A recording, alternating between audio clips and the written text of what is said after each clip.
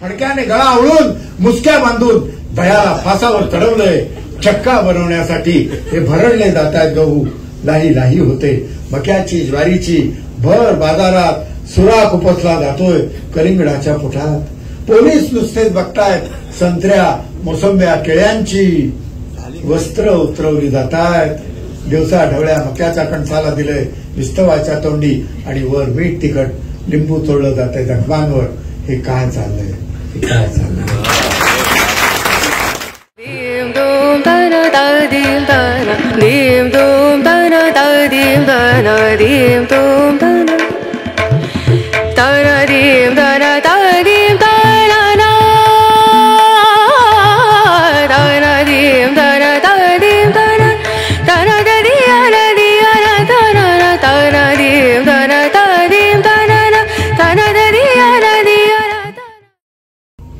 गोवा मराठी अकादमी फोंडा प्रभाग व स्वामीराज प्रकाशन मुंबई सह आयोजित सदाभाऊ नायगावकर या धमाल काव्य संवाद मैफल अशा उत्कृष्ट साहित्यिक कार्यक्रमाला आज येथे राजीव गांधी कला मंदिरात आपण सर्वजण आवर्जून उपस्थित आहात. नायगावकर सर, आपलं हे गोव्याच्या भूमीमध्ये स्वागत आहे. माझ्या गोव्याच्या भूमीत येथे चांदणे माहेरा म्हणणाऱ्या बोरकरांच्या बोरी गावापासून आपण जवळ आहोत.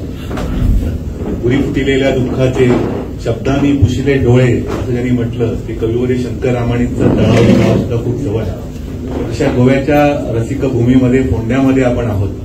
त्यामुळे इथल्या सगळ्या रसिकांच्या वतीनं मी आपले या ठिकाणी स्वागत करतो. हा काव्य संवाद मैफलीचा कार्यक्रम आहे. त्यामुळे मी काही प्रश्न विचारेन, त्यांना बोलतं करेन, त्यांचा कवितेचा प्रवास आपण उलगडणार आहोत आणि त्यांच्या कविता पण ऐकणार आहोत. त्यामुळे काही प्रश्न, त्यांच्या काही कविता, अशी मैफल आपल्याला रंगवायची आहे. आमचे कवी मित्र महेश केळुसकर म्हणतात की नायगावकर सर म्हणजे मिशा आणि हशा, म्हणजे भरघोस मिशा हे खरं म्हणजे दहशतीचं प्रतीक असतं. साहित्य क्षेत्रामध्ये भालचंद्र नेवाडे असोत किंवा गुन्हेगारीमध्ये अरुण गवळी असोत, भरघोस मिशा म्हटलं तर एक दहशत असते. परंतु नायगावकर सरांविषयी प्रेम आणि प्रेम फक्त भारतातच नाही, महाराष्ट्रामध्येच नाही, गोव्यामध्येच नाही, संपूर्ण जगभरामध्ये जिथे जिथे मराठी रसिक आहेत, नायगावकर सरांविषयी भरभरून प्रेम करणारा रसिक वर्ग, त्यांच्या कवितेवर प्रेम करणारा रसिक वर्ग त्यांना लाभत आलेला आहे. मगाशी नायगावकर सरांचा हास्यकवी म्हणून उल्लेख झाला. जसं सामंत सर म्हणाले की नायगावकर सरांची कविता ही हास्य कविता नाही, त्याच्यामध्ये गंभीर असा निश्चितपणे आशय आहे. ते केवळ हशा पिकवत नाहीत, हसवता हसवता आपलं जे राजकीय, सामाजिक, सांस्कृतिक आपलं जीवन आहे ते जीवनाची दशाही ते दाखवतात. विनोद हे नुसतं अवगुंठ नसतं आणि त्याच्यातून त्याच्या कवितेचा आशय हा सामाजिक वास्तव मांडणारा आणि अत्यंत भेदक असा असतो. हे त्यांच्या कवितांमधून आपल्याला प्रत्ययाला येणारच आहे. कविवर्य अरुण म्हात्रेंनी त्यांच्याविषयी म्हटलेलं आहे की वरवर वाटे सरळ बोलणे साधे नसते काही, उपरोधिक लेखणी तयाची तिरकी आतील शाई, हसवत हसवत रसिकांना तो जागे करीत जातो, हसता हसता सांगत जातो कविते पुढचे काय. असे नायगावकर आहेत. एकदा जोरदार टाळ्यांच्या गजरामध्ये आपण त्यांचं स्वागत करूया. ज्येष्ठ पत्रकार कुमार केतकरांनी त्यांच्याबद्दल म्हटलेलं आहे की त्यांना विचारवंत कवी म्हटलेलं आहे. कवीला सहसा विचारवंत ही उपाधी लावली जात नाही, परंतु नायगावकर सरांविषयी त्यांनी असं म्हटलेलं आहे की नायगावकर सरांच्या कविता त्या अग्रलेखापेक्षा सुद्धा सखोल, रोखठोक आणि अंतर्मुख करणाऱ्या कविता असतात आणि ते समाज सुधारकाचेच काम करतात. इथे एक फक्त हे करतो की या दोन ओळी म्हणजे केतकर तिथे संपादक असताना आणि ग्लासनोस्ट, पेरिस्ट्रोइका, गोर्बाचेव, त्यानंतर ईस्ट युरोपिया म्हणजे पूर्व युरोपामध्ये जी अनेक राष्ट्र कोसळून पडली, रोमानिया असो की पोलंड असो, तर त्या काळामध्ये फक्त दोनच ओळी मी लिहिल्या होत्या. क्रांतीस वाहताना श्रद्धांजली मुक्याने, क्रांतीस वाहताना श्रद्धांजली मुक्याने, डाव्या बुटात त्यांच्या उजवेच पाय होते. डाव्या बुटात उजवेच पाय. नायगावकर सरांची मुलाखत घेणं हे आव्हानात्मक किती आहे हे त्यांना, त्यांच्या कविता, त्यांची मैफल ज्यांनी ऐकली असेल त्यांना कल्पना असेल. अखंड धबधबा कोसळत असावा आणि तो बाटलीत भरून घेण्याचा प्रयत्न करावा, अशा प्रकारे माझा प्रयत्न असेल. परंतु प्रामाणिकपणे त्यांचा कवितेचा प्रवास आपण उलगडणार आहोत. सुरुवातीला आपण काही 4 प्रश्न घेऊ, नंतर आपण त्यांच्या कवितांसाठी माईक त्यांच्याकडे मी सुपूर्द करेल. सर, आपला पहिला कविता संग्रह 1992 मध्ये आला, सप्टेंबर 1992, वाटेवरच्या कविता. आणि त्याच्यानंतर दुसरा संग्रह यायला 30 वर्ष जावी लागली. 2022 मध्ये वयाच्या 75 मध्ये मला वाटतं आपण हा दुसरा संग्रह काढला, की त्याचंही नाव कवितेच्या वाटेवर.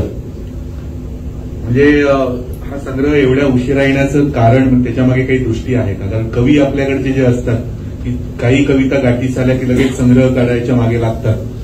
त्यामुळे एवढं उशिरा संग्रह काढण्यामागे काही दृष्टी आहे का, की आळस होता? आणि आळस हे मुख्य आहेच कारण की असं काही आपण लिहायला पाहिजे, आपण काहीतरी भयानक मोठं काहीतरी असं कुठलं काही जे सुचलं ते लिहिलं. म्हणजे वर्षभरातनं कधी कधी तर 1-2च कविता होतात माझ्यातनं. आणि धाडस लागतं. आपण जे लिहितोय ते कविता म्हणून कितपत उभं राहील, खूप धाडस पाहिजे. नाहीतर अलीकडे असं म्हटलं जातं की कवितेचं संग्रह आधी येतो आणि कविता नंतर लिहायला सुरुवात करतो. असं बऱ्याचदा होतं अनेकांच्या बाबतीत. संग्रह आधी येतो आणि कविता म्हणजे काय इतकी त्या याच्यामध्ये, म्हणजे पालक जसे हल्ली मुलांना मुस्कटदाबी करून त्या याच्यामध्ये एकेका लिटिल चॅम्प्स अमुक तमुक याच्यामध्ये कोणतात ना, तसं ते सगळं त्या कविता संग्रहांच्या मागे लागलेत की काय असं. आणि काय आहे, साधारणपणानं 8-10 हजार रुपये खर्च केले की कविता संग्रह निघतो. हॉलचं भाडं असतं, माईकचं लाऊडस्पीकरचं भाडं असतं आणि लोकांना, जमलेल्या लोकांना एखादा वडापाव आणि एखादा चहा दिला की साधारण 20-1 हजारामध्ये आणि 2-3 हजारामध्ये काही समीक्षक लोक येतातच तुम्हाला त्यांच्या याच्यावर बोलायला. पण आता आजचा समारंभ अत्यंत असा असल्यामुळे या कवितेवरती काही टीकात्मक टिप्पणी करण्याचा हा क्षण नव्हे असं म्हणून सोडवणूक पण करून घेतात. तर अशा याच्यामध्ये 15-20 हजारामध्ये दुसऱ्या दिवशी जर त्या तालुका पुरवणीमध्ये सगळीकडे तुमचा फोटो येणार असेल तर कुणी हल्ली साधारण सगळ्यांना पाऊण लाखापर्यंत पगार आहेत. आता शिक्षकांचे पगार लाख रुपये पगार आहे. परवा मी त्या याला गेलो होतो, कुठल्या दोपेश्वरची गंगा आली म्हणून, तर तिथे ते पुजारी होते, ते प्राथमिक शाळेतले शिक्षक होते. तर ते म्हणाले मला काही न शिकवता 1 लाख रुपये पगार मिळतो. त्यामुळे मी आता दक्षिणा घेत नाही कुणाकडनं, तर त्यांनी माझ्याकडनं दक्षिणा घेतली नाही. तर इतके पगार जर लोकांना प्रचंड मिळत आहेत तर हे 15-20 हजारामध्ये जर आपलं नाव होतंय. अहो, एक काळ असा होता की त्या मतदान यादीमध्ये नाव छापून आलं ना तर मी ते सगळ्यांना दाखवायचो. माझं त्या याच्यामध्ये मतदान यादीत नाव, म्हणजे माणसाला एखाद्या प्रसिद्धीची केवढी हाव असते. तर मला काय वाटतंय की हे जे स्पर्धात्मक युगात आपण आणि आपली पुढची पिढी यांना जे ढकलणं आहे ना, हे ढकलणं कुठेतरी पालकांनी त्याच्यावर आवर घालायला पाहिजे की अरे हे नाही आहे, हे नाही आहे, ही कविता नाही आहे, ही कविता नाही. माझं ठीक आहे, तुम्ही मान डोलावली, मी मान डोलावली, पण ही कविता नाही, हे नाही दिलं पाहिजे. वर्षभरातनं एक कविता कुणाला पाठवायची ना. मोनिका गजेंद्र गडकर गेली अनेक वर्ष मला कविता मागतात, तर म्हणून मी त्यांना सांगतो की मौजेला द्यावी असं काही माझ्याकडून नाही झालेलं. एखाद दुसरी कविता मौजेत आली असेल, पण माझा तो पिंड नाही. तर आळस आहे त्याच्यामागे, पण मुख्य कारण हे खूप धाडस लागतं त्याला. लोक काय अर्ज लगेच भरतात. म्हणजे पंचायतीच्या निवडणुकीला, आमदार पदाला, खासदार पदाला काय एवढं काय समाजसेवा करायची काय लाट आली नसती तुम्हाला करतो. बरोबर आहे की काय समाज जमीन घाट घेऊन लोक निवडणुकीला उभे राहतात. म्हणजे एवढं काय स्वार्थ त्याग वगैरे सगळं. आमच्या एका मित्रानं शेती विकली होती 6 एकर आणि त्यानं याचा उमेदवारीचा अर्ज भरला होता. म्हणजे समाजसेवेत काय आहे. मला काय टाटा बिर्ला का उभे राहिले नाहीत मला अजून आश्चर्य. सॉरी, आपल्याकडे कवी खूप आहेत पण कविता नाही अशी स्थिती आहे. नाही, असंही नाही म्हणता येणार बरं का. आता रामदासांनीच तेव्हा म्हटलंय कविता गवताविषयी उदंड झाली. हे जर 350 वर्षापूर्वी त्यांनी म्हटलंय तर कविता हा एकीकडनं लिहिण्यासाठी असलेला तरुण वयातला अगदी सोपा प्रकार आहे, याबद्दल वादच नाही. पण कवितेची वाटचाल करत असताना काहीतरी गवसलंय असं वाटावं आणि नोंद घ्यावी. तर आता तुम्हाला सांगतो 30-40 वर्षापूर्वी आणि आणखीन एक आत्ताची गोष्ट सांगतो. बाबासाहेब आंबेडकर भारतरत्न जिथे 1921 साली ज्या 10 किंग हेनरी रोड तिथं लंडनला होते बॅरिस्टर, म्हणजे ते शिकत असताना लंडनला आणि अशा गारठल्या थंडीमध्ये मायनस टेम्परेचरला, तर ते माझ्या मुलीच्या ऑफिसच्या मागच ते त्यांचं घर होतं. म्हणून तिथे गेलो. त्या निळ्या दरवाजाच्या तिथे सोशल रिफॉर्मर डॉक्टर भीमरावजी आंबेडकर असं ते लिहिलेलं, त्याच्यासमोर फोटो बिटो काढला आणि स्टॅनमोरला लंडनला मी घरी आलो. त्या दिवशी रात्री 3 ओळी लिहून झाल्या. प्रिय भीमा तुझी सावली अंगावर पडली उजेड झाली. 3 ओळी लिहिल्या. ते असं क्वचित कधीतरी लिहून होतो. तुम्हाला सांगतो हे असं मला म्हणजे खरोखर असं पहिला संग्रह आपला वाटेवरच्या कविता, दुसरा कवितेच्या वाटेवर, कवितेचा मुक्काम अजून आपण गाठलेला नाही अशी भावना. आता प्रत्यक्ष माऊलींनी जिथं जिये मार्गीचा कापडी महेशू अजूनही असं म्हटलेलं आहे की ते भगवान शंकर अजून त्या मार्गावरती वाटचाल करतायत. जे मार्गीचा कापडी महेशू अजूनही, तिथं आमच्यासारखे कोण होतो मला सांगतो, आमच्यासारख्यांची काय कथा खरंच सांगतो. म्हणजे आपण त्याच्यावरचा एखादा बारीकसा बिंदू आहोत असं. नाही, पण आपले संग्रह जरी दोन असले तर आपण कविता अगदी गावोगावी पोहोचवलेली आहे. म्हणजे फक्त महाराष्ट्र किंवा गोव्यामध्येच नाही, संपूर्ण जगामध्ये ठिकठिकाणी जिथे जिथे महाराष्ट्र मंडळ, बृहन महाराष्ट्र मंडळ आहेत तिथपर्यंत सरांचे कवितेच्या गावागावीसारखा कार्यक्रम असेल, निष्किली आणि कविता असेल, या सगळ्यात ह्याच्यामधून कविता सगळ्यांपर्यंत पोहोचवली. तर ग्लोबलायझेशन जे आपण म्हणतो त्याचा प्रत्यय आपल्याला नायगावकर सरांमुळे आला की सगळीकडे संपूर्ण जगामध्ये त्यांची कविता, मराठी कविता त्यांनी पोहोचवलेली आहे.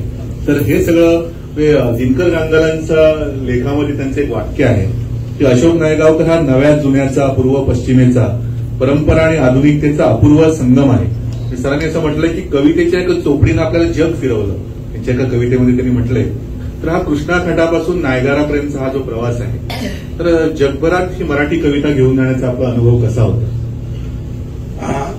आता तुम्ही वाईचा उल्लेख केला म्हणजे कृष्णेचा, तर एक काळ काय आहे आता इथे सगळ्या तरुण महिला आहेत, पण 50-60 वर्षापूर्वी आपल्या घराघरात बहिणाबाई होती आणि ती जात्यावर याच्यावर डोहाळ जेवण असायचं, बारसा असायचं, तेव्हा त्यांना एक एक रचना सुचायच्या आणि त्या रचनामधनं कुठेतरी कवितेची ओढ बहिणाबाईसारखी येत गेली घराघरात. आज काय झालंय, आज पुढच्या पिढीला मराठी येत नाही. याचं कारण काय आहे तर तुम्ही आईबाप त्यांना जबाबदार आहेत. तुम्हाला सांगतो, आईबाबांच्याच ओठावर जर मराठी गाणी नाही, मराठीचं हे नाही. म्हणजे बघा तुम्ही की हिंदी, मी गेली 15 दिवस टीव्ही बघतोय तर सगळ्या हिंदी मालिका नवीन येत आहेत आणि मराठीतल्या जुन्या मालिका या त्याच पुन्हा दाखवल्या जात आहेत. त्याचा अर्थ मराठीचं मार्केट कुठेतरी अर्थव्यवस्था बिघडलेली आहे. याचा शोध घ्यावा. आमचे राणेसाहेब इथं बसलेले आहेत, त्यांची पत्रकारिता आयुष्यभर त्यांनी केलेली आहे. तर हे असं मला म्हणजे आडात असेल तर पोहऱ्यात येणार, हे कुठेतरी आपल्याकडचं आपणच लोकांनी, मी जिथं जायचो ना 25-30 वर्षापूर्वी, तिथं ते विंदा करंदीकरांचं अजबखाना पुस्तक 3 रुपयाला होतं पॉप्युलरचं. तेव्हा मी त्या घरात तिथे ते बक्षीस देतो आणि ते तिथे ठेवलं टेबलावर. तर ती मुलं उंटावरचा एक शहाणा, सोन्याच्या घालून वाहना, भीक मागतो दारोदारी, म्हणतो सगळे कंजूषबारी, किंवा असं जे पाडगावकरांच्या यांच्या वात्रटिका, त्यांच्या बालकविता आणि असंख्यांच्या अशी पुस्तकं आपण त्या टेबलावर किंवा दिवाणखान्यात पहिल्या रूममध्ये, पहिल्या खोलीत अशी कुठे ठेवतो का? म्हणजे हॉटेलला गेलं तर 1000 रुपये मिनिमम, म्हणजे 90 वजा करून 90 वजा करून 1000-1200 रुपये बिल होतं. ते किती तर ते 100-150 रुपयाचं पुस्तक नाही आपण घेतो. तुम्हाला सांगतो, हे मला खरं लाज वाटते. आणि इथल्यापेक्षा मुंबई महाराष्ट्रापेक्षाही परदेशामध्ये मराठीसाठी याच्यासाठी जी एक तळमळ असते ती त्या मुलांमध्ये, ती त्या आई वडिलांमध्ये दिसते. तुम्हाला एक किस्सा सांगतो की मी गेली 20 वर्ष माझ्या दोन्ही मुली लंडनला असतात आणि आम्ही आमच्या घरामध्ये नातवंडांची मराठीतच बोलतो.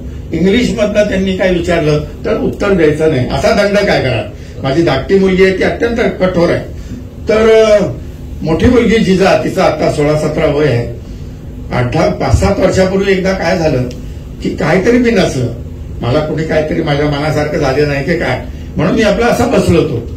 तर माझी जिजा तिच्या मोठ्या मुलीला काय म्हणाली, आई आबाचा पापड मोडलाय का आज म्हणून वगैरे.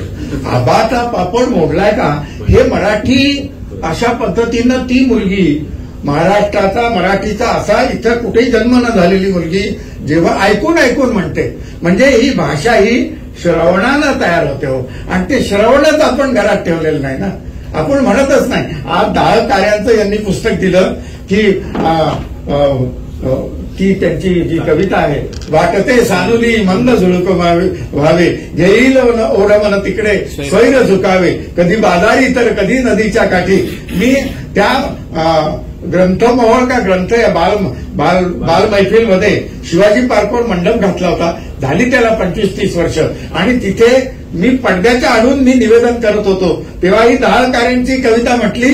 2-3 जण भेटायला आले, हे कोण निवेदन करतंय म्हणून. म्हणजे हे सगळं 40-50 वर्षापूर्वी तुमच्या आमच्या कानावरून गेलेलं हे आज कुठे लुप्त झालं.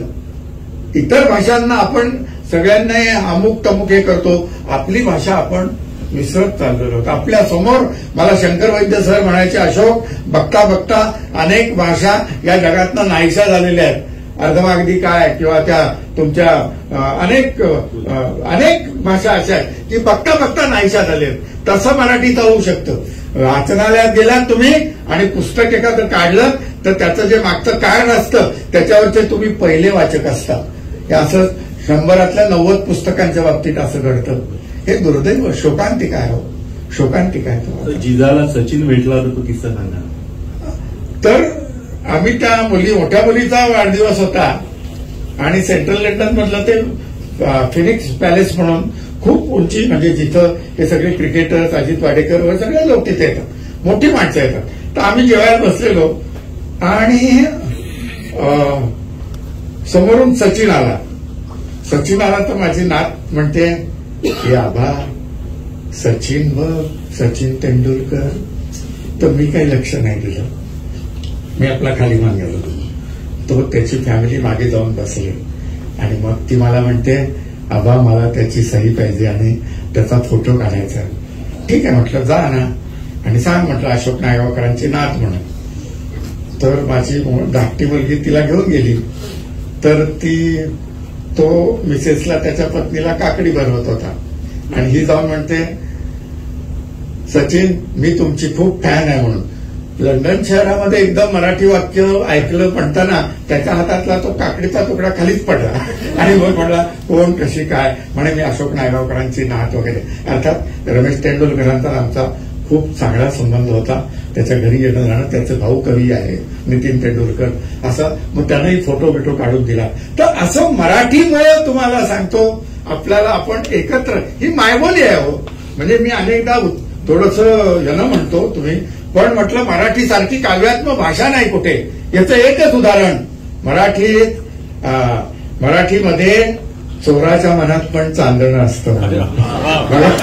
बघा हिंदीत काय आहे, चोर के दाढी में तीन काय, मराठीत चांदणं आहे चोराच्या मनात. म्हणजे किती काव्यात्मक भाषा आहे. अर्थात ती काय सोडून द्या आपल्याला. आपण सगळ्या जगभरामध्ये मराठी कविता नेली, सगळीकडे लोकांपर्यंत पोहोचवली, परंतु असे आपण असाल रामदास फुटाणे काय एक मंचीय कविता म्हणजे थोडं कमी लेखलं जातं का? हास्य कवी हा शिक्का आपल्यावर बसल्याची खंत नाही वाटत. आता काय आहे की हसवणं, पण त्या हसवण्यामध्ये सुद्धा एक वेगळं काहीतरी आहे. म्हणजे मी काय म्हणतो की असं कवी म्हटल्यावर कसं की हळुवार वगैरे, पण मी हळुवार शब्दाचा अर्थ हळू केलेला वार असं कोणीतरी म्हणजे कवी हे म्हटलं. आता संक्रांतीला आता म्हटलं आमच्या इथं तिळगुळ देताना मारामारी झाली.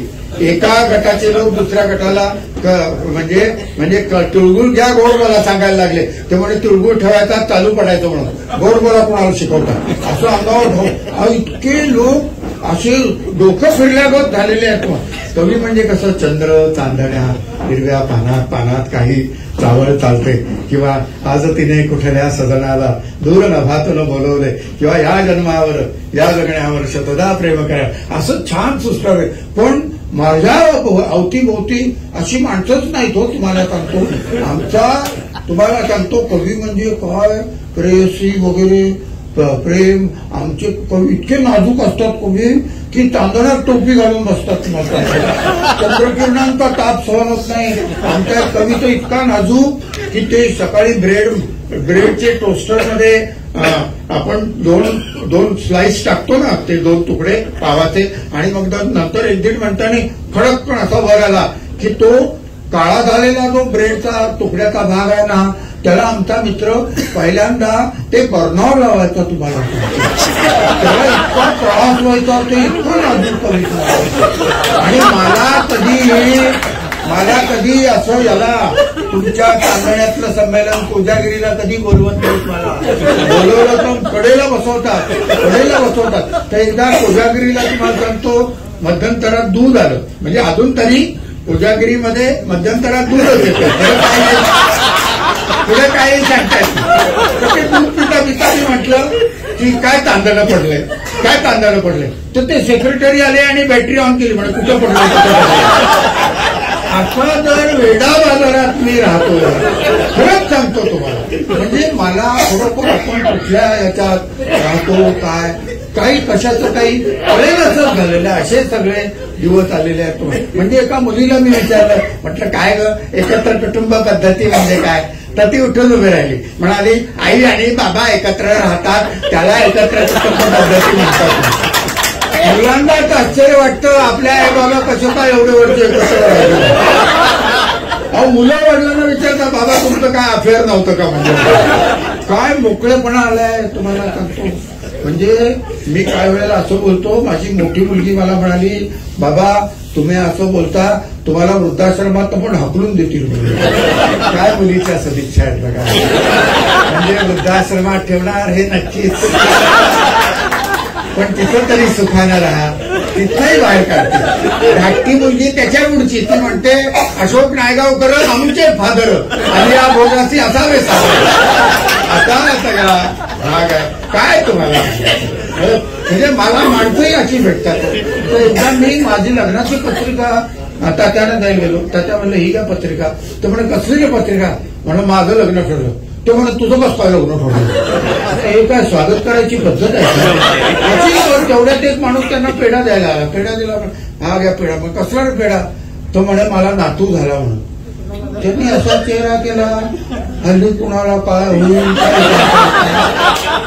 अशी जेव्हा माणसं माझ्या अवतीभोवती असतात तेव्हा इंदिरा संतांसारखं दिवे लागले रे दिवे लागले रामायणासारखं असं नाही सुचवतो. तुम्हाला सांगतो असा सगळा हा भाग आहे. म्हणजे मला मी त्या याच्या चिपळूणच्या संमेलनामध्ये असं माझी रामदास फुटाण्यांची मुलाखत झाली आणि आम्ही खाली होतो. दुसऱ्या दिवशी पहिल्या दिवशी अध्यक्ष भाषण, दुसऱ्या दिवशी प्रमुख कोणाची तरी मुलाखत.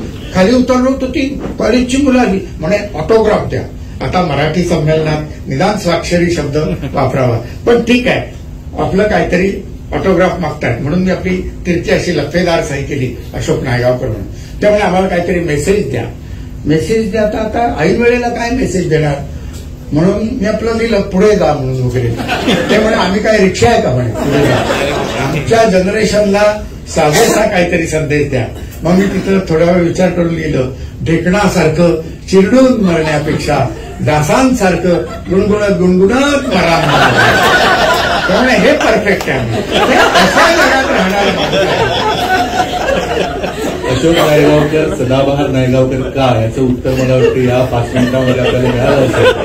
त्यामुळे धबधब्याचा प्रवास सुरू झालेला आहे.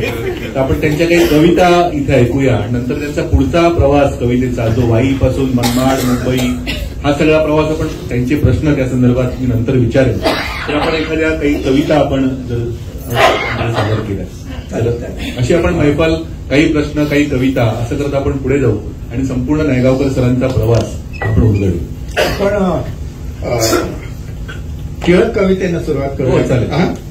शाकाहार पण झाले. हो, ती सर्वात समारोपाला घेऊ शकाल बरं का. टिळक माहित आहेत ना सगळ्यांना, म्हणजे असं नाही हल्ली काय माहित असते काय नाही.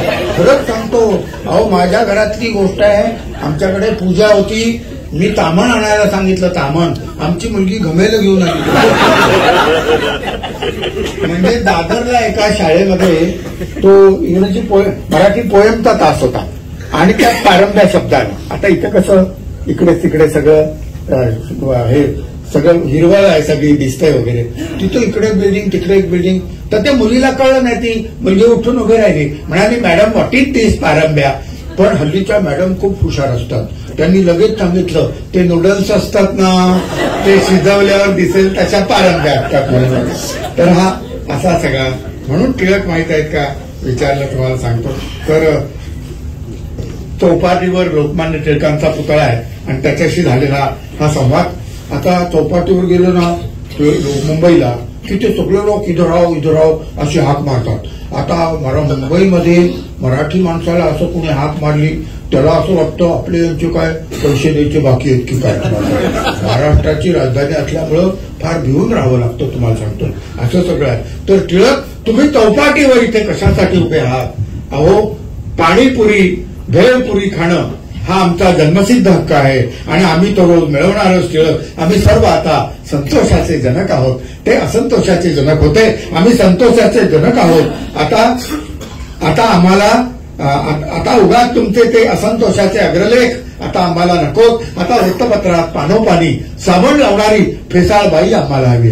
बघा तुम्हाला सांगतो, साबण काय फेस काय काय नुसतं देश म्हणजे फेस झाल्यासारखं वाटतं. बघा खरंच टीव्ही मध्ये बघा. खरंच आमच्या एका मित्रानं परवा मोठा टीव्ही घेतला आणि मला आधीचा बिघडला नाही म्हणे, याच्यात मोठा फेस बघायला मिळतो. आणि काय आंघोळ्या पडल्या काय नुसते. आणि बघा तुम्हाला सांगतो की आता इथं महिलावर काय वाईट वाटेल त्यांना, पण सत्य सांगणं हे कधीच कर्तव्य आहे. बघा सगळे वासाचे मोहक रंगाचे सगळे उत्तमोत्तम साबण जे आहेत सगळे महिलांसाठी दाखवतात. बघा पुरुषांसाठी ते लाल रंगाचे जंतुनाशक साबण. बघा तुम्ही, मी काय खोटं बोलतोय का. मी काय त्यांच्या विरोधात नाही. त्यांना 10 वासाचा सुगंधी वडेल एक चांगला वासाचा साबण आम्हाला द्याल.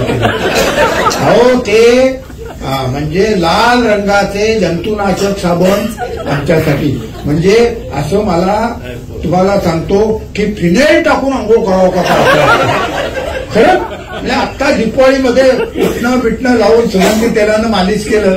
मुलीला अभ्यंग स्नानाला साबण मागितला. कुठला साबण द्यावा. डेटॉल साबण दिला. म्हणजे आधी साबणाचा शोध लागला आणि मग आंघोळीचा शोध लागला की काय. तर वृत्तपत्रात पानोपानी साबण लावणारी फेसाळ बाई आम्हाला हवी. टिळक उगाच तुम्ही दलाल स्ट्रीटच्या शेअर बाजारच्या शाळेत शेअर्सच्या शेंगा कुणी खाल्ल्या त्यांची नावं सांगू नका. ती शेअर्सची फोलपट आहेत, ती वाड्यावर उधळून लावा तरच तुमची धडगत आहे. आणि आता हे शहर ग्रॅनाईटनं गुळगुळीत बनलंय, सगळं गुळगुळीत झालंय. बघा तुम्हाला मित्राचा फोन आला, नायगावकर नवीन इंटिरियर केलंय 5 लाख खर्च करून. अरे म्हटलं गेल्या वर्षी 2 लाख टाकले होते. नाही म्हणे आता जावई तिकडे न्यूयॉर्कला असतात, सगळं बदललं म्हणे. तुमचं चायनीज बेड आणल्या, इटालियन मार्बल वगैरे, कमोड पण बसून घेतला. म्हणजे माणूस परदेशी गेला कसं हाईट वाढत जाते बघा तुम्हाला. असं खरंच तुम्हाला. आणि मी घरी गेलो असं कोल्हापुरी पायतान सटकलं, उलटा कोटा आपटलं, सगळं गुळगुळीत हो. वर उलटा पडलो तर निदान कोचावर पडल्यामुळं मेंदूला काही झालं नाही. पण असं वर बघितलं तर कुठे बा असं बुककेस आहे, गीता रहस्य आहे किंवा ज्ञानेश्वरी आहे किंवा असं दासबोध आहे, तुकोबांची गाथा आहे किंवा कुसुमाग्रजांचा एखादा विशाखा संग्रह. असं काय नाही. हे कुरुमनालीहून आणलं, हे बँकॉकहून आणलं, अशी शोपीस असतात. टॉयलेट उघडून दाखवतात लोकांकडे गेलं तर. तुम्हाला सांगतो खरंच सांगतो. म्हणजे असं ते भिंतीतलं स्टीलचं बटन प्रेस करून पाणी कसं वाहतंय त्या कमोड मधलं पाणी दाखवलं मला वाहतंय कसं. आणि मी वाईला कृष्णा नदीच्या काठी जायला आलो. नदी दुथडी भरून जाताना वाहिली. आता त्या कमोड मधलं 7 लिटर पाण्यावर निर्जरास कविता लिहायचे दिवस आले. सगळा वेळा म्हणजे किचन मध्ये नेलं म्हणे मिरर पॉलिश केले त्या वरच्या प्लॅटफॉर्मला आणि दोघांनी डोकं दाबलं म्हणे चेहरा दिसतो म्हणून. दोघांनी पंढरपूरचे बडवे कसं पूर्वी डोकं एकदम विठोबाच्या पायावर आपटायचे ना, तसं ते मी आता एकदम कुणी तुमचं डोकं असं दाबलं मागून तर कळ जाणार ना, मी डोळे मिटून दिसतोय म्हटलं. तेव्हा त्यांनी हात काढला. म्हणजे आपण काय कुणाकडे गेलं, चहा फराळाचं होईपर्यंत मन लावून ऐकून घेतो आपण सगळं त्यांचं. अशी एक सभ्यता आहे तुम्हाला सांगतो. मग निघताना मी आपल्याकडे आशीर्वाद देतात तसं त्यांना सगळ्यांना म्हणजे तसं तुमची सगळ्यांची आयुष्य ग्रॅनाईट सारखी गुळगुळीत होऊ द्या. ग्रॅनाईटला गुळगुळीत बनलं हे शहर. तुमचा जोडा चालताना त्यावरून घसरेल. ग्रॅनाईटला थोडी टाकी मारून यायला सांगा. इथे तुमचे बीर उजणे कठीण आहे. तुम्ही कोण होतात हे खरेच आम्हाला माहीत नाही. तुम्ही मंडालेला काय काळा खट्टा प्यायला गेला होता का? मंडाले म्हणजे एखादा पिकनिक स्पॉट होता टिळक. तुमचे धोतर खूप आवड वाटते इथे चौपाटीवर एखाद्या गाव खात्यातल्या गड्यासारखे, माथाडी कामगारासारखे. तुम्ही रत्नागिरीत चिखलगावला परत जा.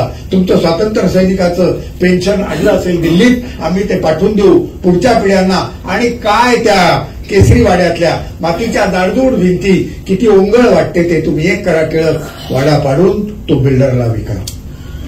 हे मी 92 साली लिहिलं. 93 साली केसरीवाड्याचा पुढचा भाग पाडला. म्हणजे साधारण 1 वर्ष आधी मला सगळं समजतं. वाडा पाडून तो बिल्डरला विका म्हणजे छान मल्टी स्टोरी कमर्शियल कॉम्प्लेक्स उभा राहील. सुखाने 4 घास खाल. उगाच आंदोलनाच्या लष्करच्या भाकरी घालत बसू नका. आणि टिळक जाता जाता साने गुरुजी नाही एक निरोप द्या. म्हणावं श्यामला उगाच आईच्या डोळ्यातून पाणी काढणाऱ्या गोष्टी सांगत बसू नका. त्याला दुबई मस्कतला पाठवा टिळक. आज इथे डॉलरची गरज आहे. तुमचे डोके ठिकाणावर आहे काय? तुम्ही डॉलर मिळवा. लोक बघा कसे आनंदात बिअरच्या फेसासारखे फेसाळलेत, फसफसलेत. तुम्ही स्वदेशी बार टाका टिळक. मला तर असं वाटतं भारत देशाचं नाव बदलून भारत देश करावं. अहो परवा एका तालुक्याच्या गावी गेलो. महिला महाविद्यालयात कार्यक्रम. पहिल्यांदाच गेलो. म्हटलं कसं जायचं? ते म्हणजे असे सरळ जा. आशा बारवरनं लेफ्ट मारा आणि वसंत बारवरनं स्ट्रेट जा. आता जाताना माणूस व्यवस्थित जातो. स्वदेशी बार टाका. मस्त जगा. भूखंड घ्या. फार्म हाऊस घ्या. स्विस बँकेत पैसे ठेवा. मुलांना ग्रीन कार्ड द्या. आनंद करा. आणि जमलंच तर सिंहगडच्या बंगलीच्या स्पॉटवर एखादं 5 स्टार हॉटेल काढा टिळक. ते तुमच्या हिताचे आहे नव्हे. तोच आमचा स्वदेशी वाण आहे. तोच आमचा स्वदेशी वाण आहे. आपला जन्म वाईचा मगाशी उल्लेख झाला. वाई म्हटल्यावर आपल्याला तर्कतीर्थ आठवतात, केवलानंद सरस्वती आठवतात, प्राज्ञा पाठशाळा आठवतात. तिथलं गणपतीचं मंदिर असेल, कृष्णा असेल, कृष्णेचा घाट असेल. परंतु आपल्यामध्ये ब्राह्मणी संस्कृतीचं विद्वानांचं गाव असं एक वाईट. पण आता असं तुम्ही म्हणताय ना ब्राह्मणी संस्कृती, दुसऱ्या बाजूला सत्यशोधक समाजाची रविवार पेठेमध्ये हे जे राणा चव्हाण किंवा विठ्ठलरामजी शिंदे, तर त्याचा एक किस्सा सांगतो की मंदिर प्रवेशाच्या आधीची गोष्ट. हे राणा चव्हाणांकडून मी ऐकलेलं की विठ्ठलरामजींची सभा ढोल्या गणपती जो म्हणतात, आता तो महागणपती, त्याला आम्ही लहानपणी पूर्वी ढोल्या गणपती म्हणायचो. कोण यायचं नाही तिथे. काय हे आता देवळांचं पण भाग्य असतं काहीतरी, काय एकदम उजळून जातं ते. तर तिथे ती सभा घ्यायची होती. तर वाईतल्या ब्राह्मणांनी विरोध केला. माईसाहेब राष्ट्रांकडे जेव्हा हे लोक गेले आणि राणा चव्हाण वगैरे, तर ते काय म्हणाले की जिथं गाढवं बसतात तिथं माणसांची सभा घेतली तर काय बिघडतं म्हणून. आणि त्यांनी ती परवानगी दिली. तेव्हा ती विठ्ठलरामजी शिंद्यांची सभा त्या गणपतीच्या देवळाच्या पुढचा जो हे आहे मोठा असा हे आहे हॉल आहे, त्याच्यामध्ये ती झाली. म्हणजे आपली ब्राह्मणी संस्कृतीच्या गावामध्ये तर हे नाही एक सांगितलं की म्हटलं मी तेव्हा हे त्यांनी झोपाळ्यावर बसून मला सांगितलं. माझ्या वडिलांचे ते स्नेही होते. तर ते मला म्हटलं तुम्हाला याचा त्रास झाला का हो काही? तर मला त्रास काय विशेष नाही, 1-2दा पत्र्यावर फक्त दगड आले होते म्हणून. म्हणजे हे पण मला सांगावंच वाटतं त्याच्याबरोबर. म्हणजे आपलं नातं आपल्या कवितेचं जे दीन दुबळ्यांशी, दलितांशी, गरिबांशी, त्या संदर्भात मी हा प्रश्न विचारला. तुम्ही आता हा विषय काढलाय ना. मी जेव्हा 69-70 मध्ये मुंबईत गेलो, मी नामदेव ढसाळ भिकसाळ यांच्याबरोबर हातात हात घालून मुंबईच्या सगळ्या झोपडपट्ट्या फिरलोय. असा पाय टाकला ना तर अर्धा पाय आत जाईल असा चिखल असायचा तेव्हा. आम्ही सगळे तेव्हा फिरलेलो लोक आहोत. कुठली होळी करणं असो अंकांची यांची. मी नामदेव मी त्याच्या आईच्या हातचं जेवलोय नवाब थाळीमध्ये, तो माझ्या आईच्या हातचं जेवलेला आहे. आम्ही खूप फिरलोय. तर हा संस्कार कसा असतो बघा. मी ही कविता मुद्दामून म्हणतो की ती जी रस्त्यावरचे जे लोक आहेत ना, ज्याला ग्राउंड रॉडन म्हणता तुम्ही, आम्ही पेटवतो चुली शिमला फळांच्या रिकाम्या पेट्या फळकुटे पळवून. आम्ही पेटवतो चुली शिमला फळ्यांच्या रिकाम्या पेट्या फळकुटे पळवून. भासतो भाकऱ्या खदखदवतो रस्सा अॅल्युमिनच्या पातेल्यात सूर्याच्या साक्षीने उघड. आमच्या चुलीचा धूर अडवू शकत नाही रिबेरो अथवा तुमच्या कॅनॉपीज. अडवू रिबेरो तेव्हा पोलीस कमिशनर होते. आमच्या चुलीचा धूर अडवू शकत नाही रिबेरो अथवा तुमच्या कॅनॉपीज. तो जातो सरळ अवकाशात श्रीहरिकोट्याच्या अग्निबाणासारखा. तो जातो सरळ अवकाशात श्रीहरिकोट्याच्या अग्निबाणासारखा. तुम्ही धंदड ततड करत नाचत जाता रात्री बोडक्यावर बत्त्या लावून. नवरा नवऱ्या नेता उत्सवित संभोगासाठी आणि पैसे नोटा उधळता आमच्यावर. स्टेशनार तुम्ही प्लॅटफॉर्म बांधता आमच्यासाठी. इतिहासात तुमची नावे अजरामर असोत, इतिहासात आमचे अंगठ्याचे ठसे अजरामर असोत. आम्ही प्रार्थना करतो जे तुझ्याजवळ 9 इंची भिंतीच्या आत आणि शिमेटात कालवलेल्या खडीच्या शिगांच्या थळा घालून करुणा भागतात तुझी आणि गायत्रीचे पुरस्चरण करतात. तुझ्याकडे काळ्या चष्म्यातून पाहत त्यांनाही तू सुखी ठेव. खिडकीच्या सरकलेल्या पडद्यातून किरणे सोड त्यांच्यावर आणि आमच्या या व्यस्त चुली खाटा भांडी आणि कठड्यावर वाळत घातलेल्या गोधड्या पॅन्टी ज्याच्यावर ते 4थ्या मजल्यावर 120 पान थुंकतात त्यांना तू रोज पवित्र कर. आणि जमलेच तर थंडीच्या दिवसात 1-2 महिने रात्रीचा पण उगव. 1-2 महिने रात्रीचा पण उगव म्हणजे आमच्याही मुलाबाळांना त्राण येईल, ऊर्जा मिळेल. अॅल्युमिनची पातेली घेऊन फिरण्याचे दुसऱ्या दिवसासाठी अॅल्युमिनची पातेली घेऊन फिरण्याचे. खरी कविता जी आहे त्याचं एक उदाहरण आपण आता बघितलं. तर आपलं घरामध्ये काही साहित्याचा संस्कार नव्हता. 4 बंधू आणि आई वडील असं कुटुंब. पण संस्कार नाही. आईच्या असंख्य पाठांतर बंधू सगळं विश्वकोश बंधू विश्वकोशमध्ये त्याला असंख्य म्हणजे मला जो फायदा झाला ना 1.5-2 वर्ष माहीत होतो. तर मी कॉमर्सचा विद्यार्थी वाणिज्य शाखेचा, पण मानवी विद्या शाखेमध्ये मी संबंध वर्षभर नुसता डुंबलेला असायचो त्या रॅकमध्ये. आणि काय हो त्या वाईच्या विश्वकोशात आपण नावं नसतील ऐकलेली असे सगळे जगातली एन्सायक्लोपीडिया, चेंबर्स काय किंवा ही सगळी वर्ल्ड बुक एन्सायक्लोपीडिया किंवा किसिन्स कंटेम्पररी एशियन रेकॉर्डर नावं सुद्धा ऐकलेली नसतील एखाद्या विद्यापीठातल्या मुलांनी. असे मी तुम्हाला सांगतो. मी त्याचा सगळा वाचन केलं. म्हणजे गुरं कशी चरतात ना तसं मी चरत गेलो. कुठलीही मला काही वाचनाची दिशा नाही, काही नाही. पण मिळालं पुस्तक ना की ते वाचत बसायचं. हा जो भाग होता ना, माणूस आपण किती लहान आहोत हे कळायचं असेल तर वाचनालयात प्रत्येक माणसानं आयुष्याचा काही काळ व्यतीत केला पाहिजे. लहान आत्ता काय होतंय, आत्ता एकदम गाडी उभी करतात आणि ती अशी काहीतरी पिसनर वगैरे काय ती उभी करतात आणि असं सोसायटीत तो असा वरती बघतो, असं ग्रेट काहीतरी त्याला घालायचं. तुम्ही लहान आहात हे जाणवलं पाहिजे. तुम्ही मोठे आहात हे जाणवताय ना, त्याच्यामुळे सगळा मार खाल्लाय आपण. लहान वयात आपण मोठे आहोत हे जाणवायला लागले ना, त्याच्यामुळे सगळीकडे गोची झालेली आहे. लहान वयात आपण किती लहान आहोत, याच्याहून लहान आहोत आपण हे कळत नाही आपल्याला. माझ्या बाबतीत आपण लहान आहोत हे वाचनालयात मला कळलं. तुम्हाला सांगतो काय जग विस्तृत आहे. मुंबईला येण्यापूर्वी मनमाडमध्ये पण आपलं 10 वर्ष मनमाडमध्ये गेली. आपली वैचारिक जडणघडण म्हणजे तरुण वय बहुतेक मनमाडमध्ये ती सगळी कशी झाली. आणि आष्क्याचा अशोक नायगावकर जो घडला तो सगळा प्रवास आणि त्याच्यामध्ये आपली एक कवितेची जी भूमिका जी घडली ती कशी. नाही हेच सगळं ही कविता एक कविता वाचत जाणं. नारायण सुर्वे म्हटलं की नारायण सुर्वेचा बंध वाचायचं. एक कवी पाठ ओठावर व्हायचा. म्हणजे शंकर वैद्यांची माझी पहिली ओळख झाली तर त्या दादरच्या त्या टीटीच्या पायरीवर दयाराम दामोदर, त्याचं डी दामोदर झालंय आता, त्या पायरीवर आम्ही बसलेलो. 8-9 वाजता बसलो. रात्री 12-1 पर्यंत आम्ही दोघं कविता म्हणत होतो. वैद्य सर मला म्हणाले, अशोक शांताबाईंनी एवढं. मी म्हणे सर्वात जास्त पाठांतर शांताबाईंचं बघितलेलं. त्यानंतर म्हणे तुझं आता माझ्या एवढ्या ओठावर कविता नाही, पण कविता पाठच करणं तुम्हाला सांगतो. मर्ढेकर काय, अमुक काय, तमुक काय, सगळे ओठावर होते आमच्या. आम्ही त्यांचं ऋण मानणारे लोक आहोत.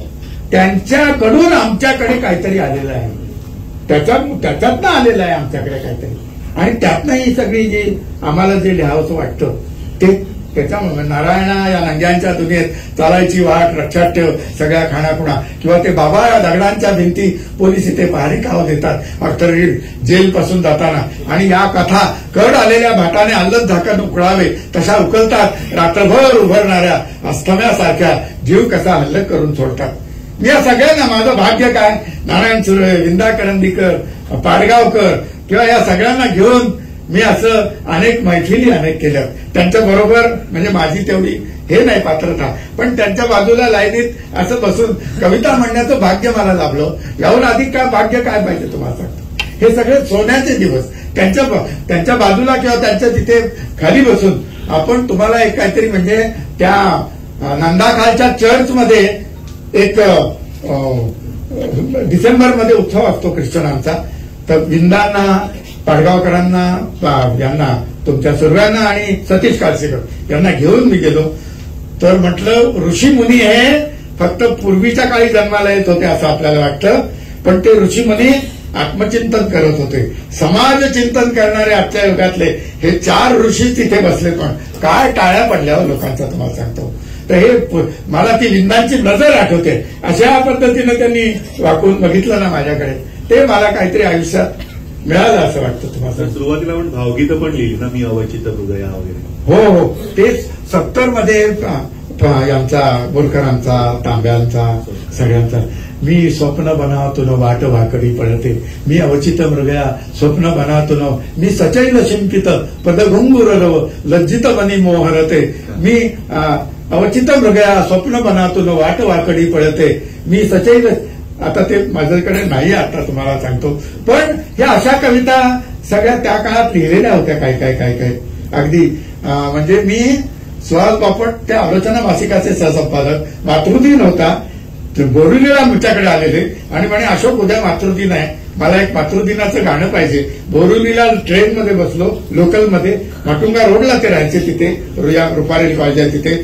तिथून माटुंगा रोडला पोहोचेपर्यंत आईचं गीत, आई माझ्या गीतातले गे स्वप्न तू अनसूर तू, श्वास तू निश्वास तू, या निर्मितीचा प्राण तू. हे जे आईवरती गाणं लिहिलं तेव्हा ते दुसऱ्या दिवशी किंग जॉर्जचं जे बांद्र्याचं हायस्कूल तिथे 3000 मुलांनी ते गाणं म्हटलं होतं. पण त्या सगळ्या याच्यातनं मी बाहेर पडलो. नंतर मी आणि नामदेव एकदा त्या आझाद मैदानात असे पालथे पडून आम्ही पाडगावकरांची गाणी म्हटलेली आहेत आणि मग सोबतची होळी करायला खटावाडीमध्ये गेलो आम्ही. तुम्हाला सांगतो इतकं म्हणजे असेही क्षण आहेत आयुष्यातले. मुंबईला आपण नंतर आलात, हो, बँकेमध्ये नोकरी केली अनेक वर्ष आणि एक वेगळं जग, शहरी जीवन आपण अनुभवलं. आपल्या कवितेमध्ये आपण शहराचा सगळा झगमगाट बघितलं, पण आपल्या कवितेमध्ये आपण म्हटलंय की अंधार करा उजेड फारच झाला, माझं रात्र हवी नक्षत्र, जवाई किणीकर आठवतात. अशी एखादी कविता आपण घेऊ आणि नंतर पुढे जाऊ. एखादी कविता म्हणजे गंभीर वर्णाची का. मराठी कवितेमध्ये औदुंबर आपल्याला माहिती आहे, अनेक बालकवींनी केलेलं आहे. नायगावकर सरांचा औदुंबर वेगळा आहे. तो कसा आहे की सल्फरच्या प्रदूषणाच्या वेठ्यामध्ये ड्रेनेजच्या पाण्यात फसलेला औदुंबर सरांनी लिहिला. वेगळं वळण जे आहे. सुरुवातीला आलेली ही कविता बघा. आणि मला ज्या गावाकडच्या निसर्गाकडून जेव्हा मुंबईच्या सगळ्या केमिकल किंवा याच्या वातावरणात गेलो तेव्हा असं म्हणतात, सर्वत्र सल्फरचा गंध माथ्यावर संथपणे आकारणारे काळपट ढग, म्हणजे त्या गिरणीच्या किंवा याच्या चिमणीमधून तो जन्माला आकाराला येणारा जो ढग आहे, कृत्रिम आकारणारे काळपट ढग, दुतर्फा गच्च झोपड्यांच्या खोबणीत, मख्ख डांबरी रस्ता, पेट्रोलचा खमंग वास चाकत, जिथे ड्रेनेजचे महाद्वार महासागराशी हितगुज करते, जिथे ड्रेनेजचे महाद्वार महासागराशी हितगुज करते, त्या तेजस्वी काळ्याभोर पाण्यात औदुंबराचा पाय फसला. तो पाय टाकूनही जळात बसला असला औदुंबर, आणि माझा जो शहरी औदुंबर आहे तो त्या याच्यात पाय टाकून फसलेला औदुंबर आहे तो. हे मी त्यावेळेला ही कवितेमध्ये मोकळी हवा बांधते.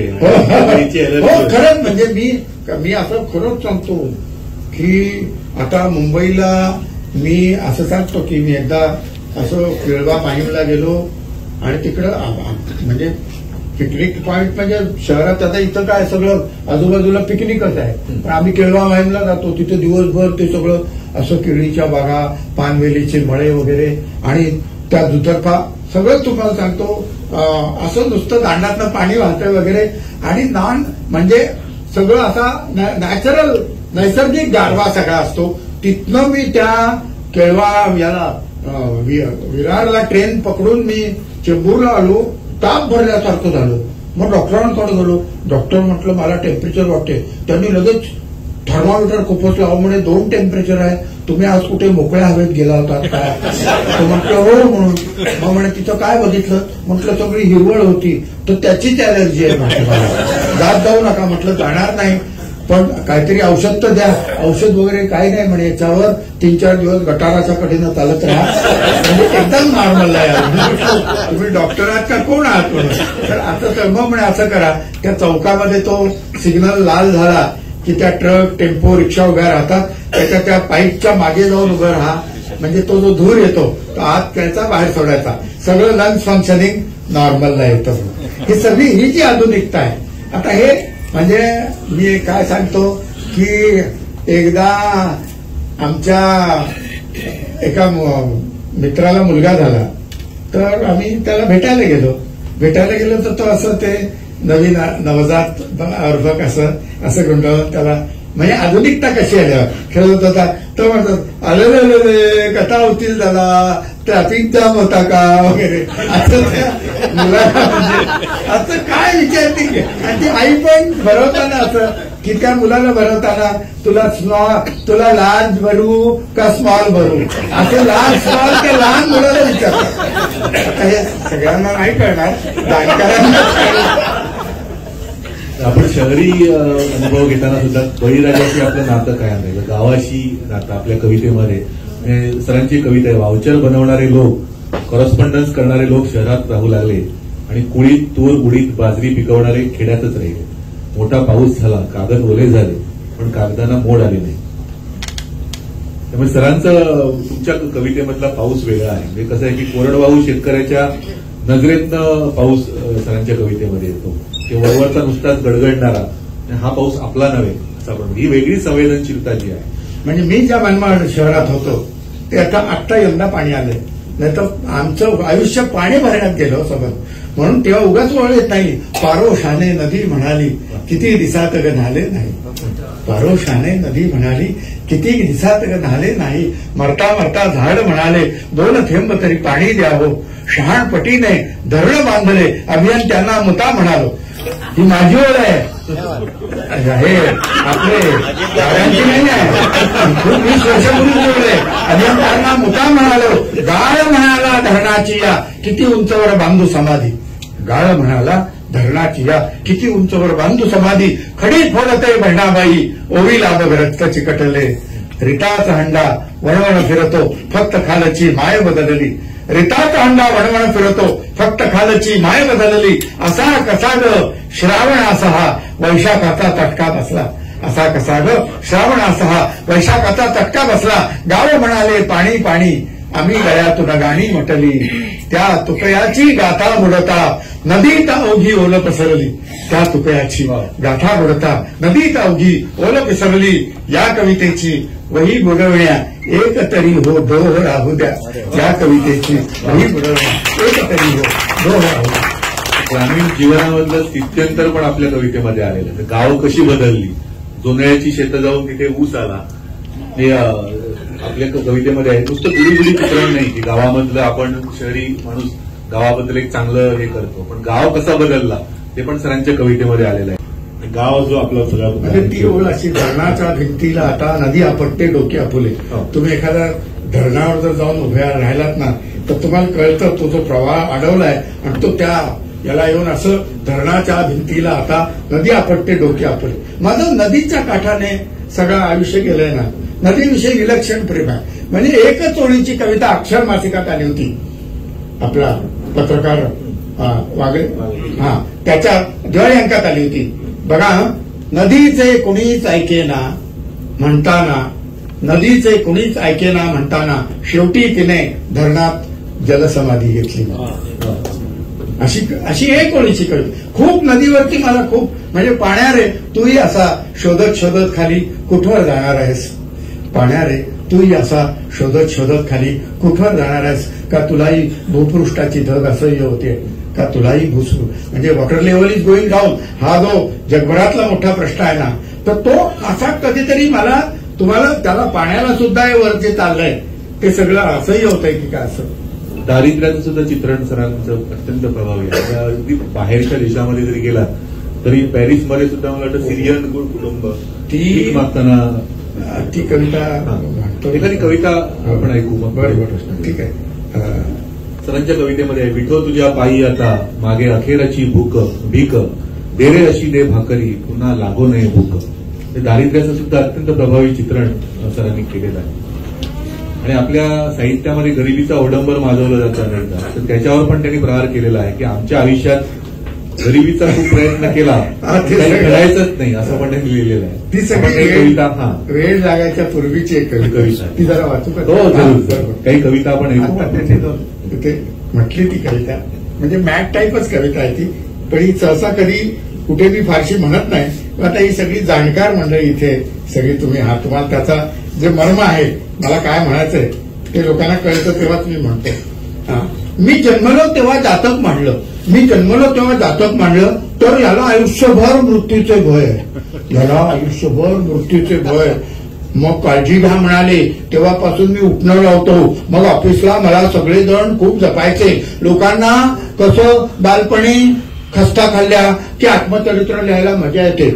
बालपणी खस्ता खाल्ल्या की आत्मचरित्र लिहायला मजा येते. आमच्या बाबतीत असं काहीच नाही. लोकांना चड्डीच नसते, आम्हाला मात्र वाळलेली चड्डी नसायची. मग आमचं कोण छापणार? आमच्या आयुष्यात गरिबीचा खूप प्रयत्न केला पण काही घडायचंच नाही. पण मी शाळेत हुशार. विचारायच्या आधीच उद्याची तारीख सांगायचो. एकदा मी दार उघडले तर अंधारात आला. तसं सगळे घाबरले.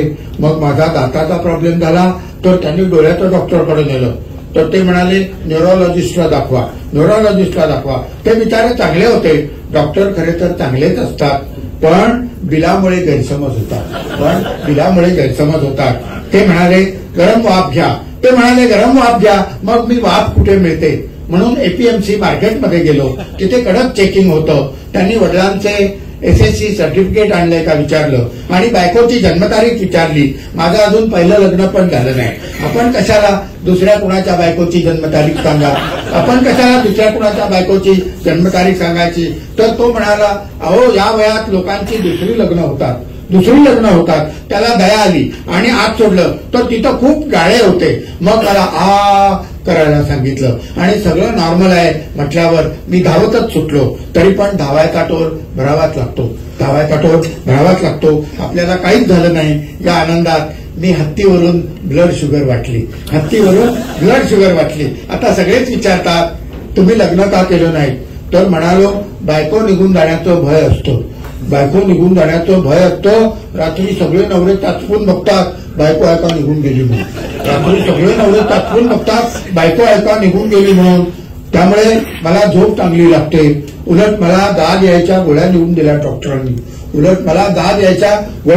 डॉक्टरांनी. परवा तर पहाटे 3:30 सरकार पडलं. त्यात 10 कोटी लोक दबले पण राज्यपाल छपरावर बसले होते ते मात्र वाचले. फायर ब्रिगेडवाले आले पण उशिराने. पण लोक वाट पाहून स्वतःच निघून गेले. हल्ली सगळे हुशार झाले. काय घडलं की लोकांना वाटतं आता पोलीस येतील. पोलिसांना वाटतं मीडिया येईपर्यंत थांबूया. मग लोक कंटाळून निघून जातात. पण कटिंगच्या वाल्याचा धंदा होतो. हल्ली बेकारी आहे त्यामुळे सगळे एकमेकांना काही काम आहे का विचारतात. मी त्या MBA वाल्यांना गवत काढायला का विचारलं. MBA झालेल्यांना गवत काढायला का विचारलं तर अतिवृष्टीत सगळं गवतच होऊन गेलं. आमची शेती असती तर मी सगळ्यांनाच कामाला ठेवलं असतं. पण मी तर ऑफिसात काम करतो. मग एवढ्या खुर्च्या कुठून आणायच्या. आपलं काही दिवसासारखं नाही. रात्र पाणी घालत राहते मग दिवस आपोआप उगवतो दुसऱ्या दिवशी. खत वगैरे काहीच घालावं लागत नाही. सेंद्रिय की काय म्हणतात तसं. खरं तर नोकरी लागली की वेळ कसा घालवायचा म्हणून मी सगळीकडे सगळीकडे घड्याळं लावून ठेवली आहेत. एकदा टॉयलेटमध्ये किती वाजलेत, मग हॉलमध्ये किती वाजलेत, म्हणजे दिवसभर छान टाइमपास होतो. माझा रविवार सोमवारपासूनच सुरू होतो. तो आठवडाभर चालू राहतो.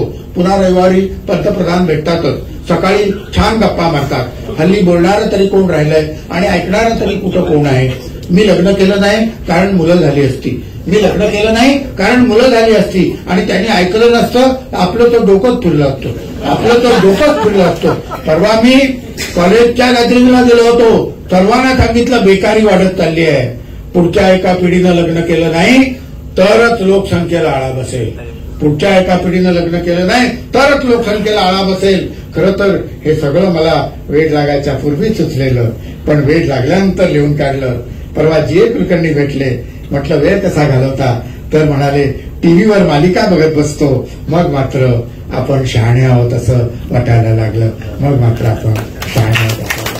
नायगावकरांच्या अशा कल्पनाशक्तीचे काही उदाहरणं आपण आता ऐकली त्याच्यामध्ये, की मी दार उघडले तेव्हा अंधार आत आला असं एखादं वाक्य येतं, किंवा हत्तीवरून ब्लड शुगर वाटणार. हे सगळं एक नायगावकरांची एक वेगळी शैली आहे त्यांच्या कवितेची. तर हे त्यांची बोलण्याची सुद्धा वगैरे वगैरे असेल, ही तुम्हाला सांगतो म्हणून हितगुज केल्यासारखं असेल. तर ही शैली सर आपली कशी विकसित झाली, आणि विनोदाचा आश्रय घेऊन हा गंभीर आशय मांडणं, हे जे आहे वैशिष्ट्य जे आहे आपल्या कवितेचं, हे सगळं वाचनातनं अवलोकनातनं याच्यातनं असं काही त्याच्यासाठी खास कुठला प्रयत्न केला असा भाग नाही बरं का. पण ते वेधत गेलं एक असं मला. सरांच्या कवितेमध्ये ईडी पण आलेली आहे, की ईडीचं बोलावणं आलंय आणि ईडी पूजा घालणार आहेत आणि प्रसादाला बोलावलंय.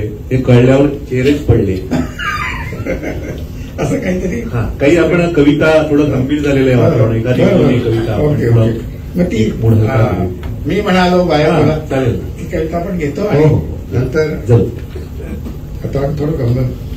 तुम्ही कवीला काय समजता, म्हणजे तुम्ही लोक कवीला फालतू समजता, पण कवी इतकं ग्रेट या जगात काही नाही आहे. तुम्हाला सांगतो काय सुचेल त्याला. तापल्या सूर्यास थकल्या मी दिला वाटेत लिमका. सागराला अंग पुसण्या मी दिला टावेल माझा. एक रक्कन भूषच्या मी मारला पाठीत गुद्दा. तो अमेरिकेचा प्रेसिडेंट होता. ते सद्दाम हुसेन वगैरे इराकची काय त्यांनी खोडी काढली तुम्हाला सांगतो. पण मी चिडलो. एक बुक्का घातला तुम्हाला. एक रक्कन भूषच्या मी मारला पाठीत गुद्दा. अंधिराचा हात तेव्हा मी दिला सद्दामला. भारतातनं एकटा अशोक नायगावकर चेंबूरमधनं गावठाणमधनं त्या सद्दाम हुसेनच्या बाजूला होता तुम्हाला सांगतो. टार केली तातडीने मीच गोरबाचेवाला. ग्लासनोस पेरिस्ट्रोइका आमच्या समोर पोस्ट ऑफिस आहे. कोणी उपयोग करत नाही. मराठीत पहिल्यांदा पोस्ट ऑफिस माझ्या कवितेत. तार केली तातडीने मीच गोरबाचेवाला. तूर्त मी आहे रिकामा एकदा भेटू न जा. तूर्त मी आहे रिकामा एकदा भेटू न जा. आता बघा अजून सुद्धा पॅलेस्टिनियन आणि इस्रायल प्रश्न चाललाय. मराठी कवितेत मी 30 वर्षापूर्वी हा प्रश्न सोडवलाय. दखल आमची गावची यासेर अराफतला दिली. 3-4 गुंठे जमीन होती. यासेर अराफतला तेव्हा देऊन टाकली मी. दखल आमची गावची यासेर अराफतला दिली. आणि माऊलीनंतर उदार कोण? अशोक नायगावकर. कर्जमाफी मी अखेरी वर्ल्ड बँकेला दिली. कर्जमाफी मी अखेरी वर्ल्ड बँकेला दिली. आणि सर कविता ही ग्लोबल वैश्विक व्हायची असते. आपणही अनेक कवितांचे ते संपादन करता कवी आहात आपण.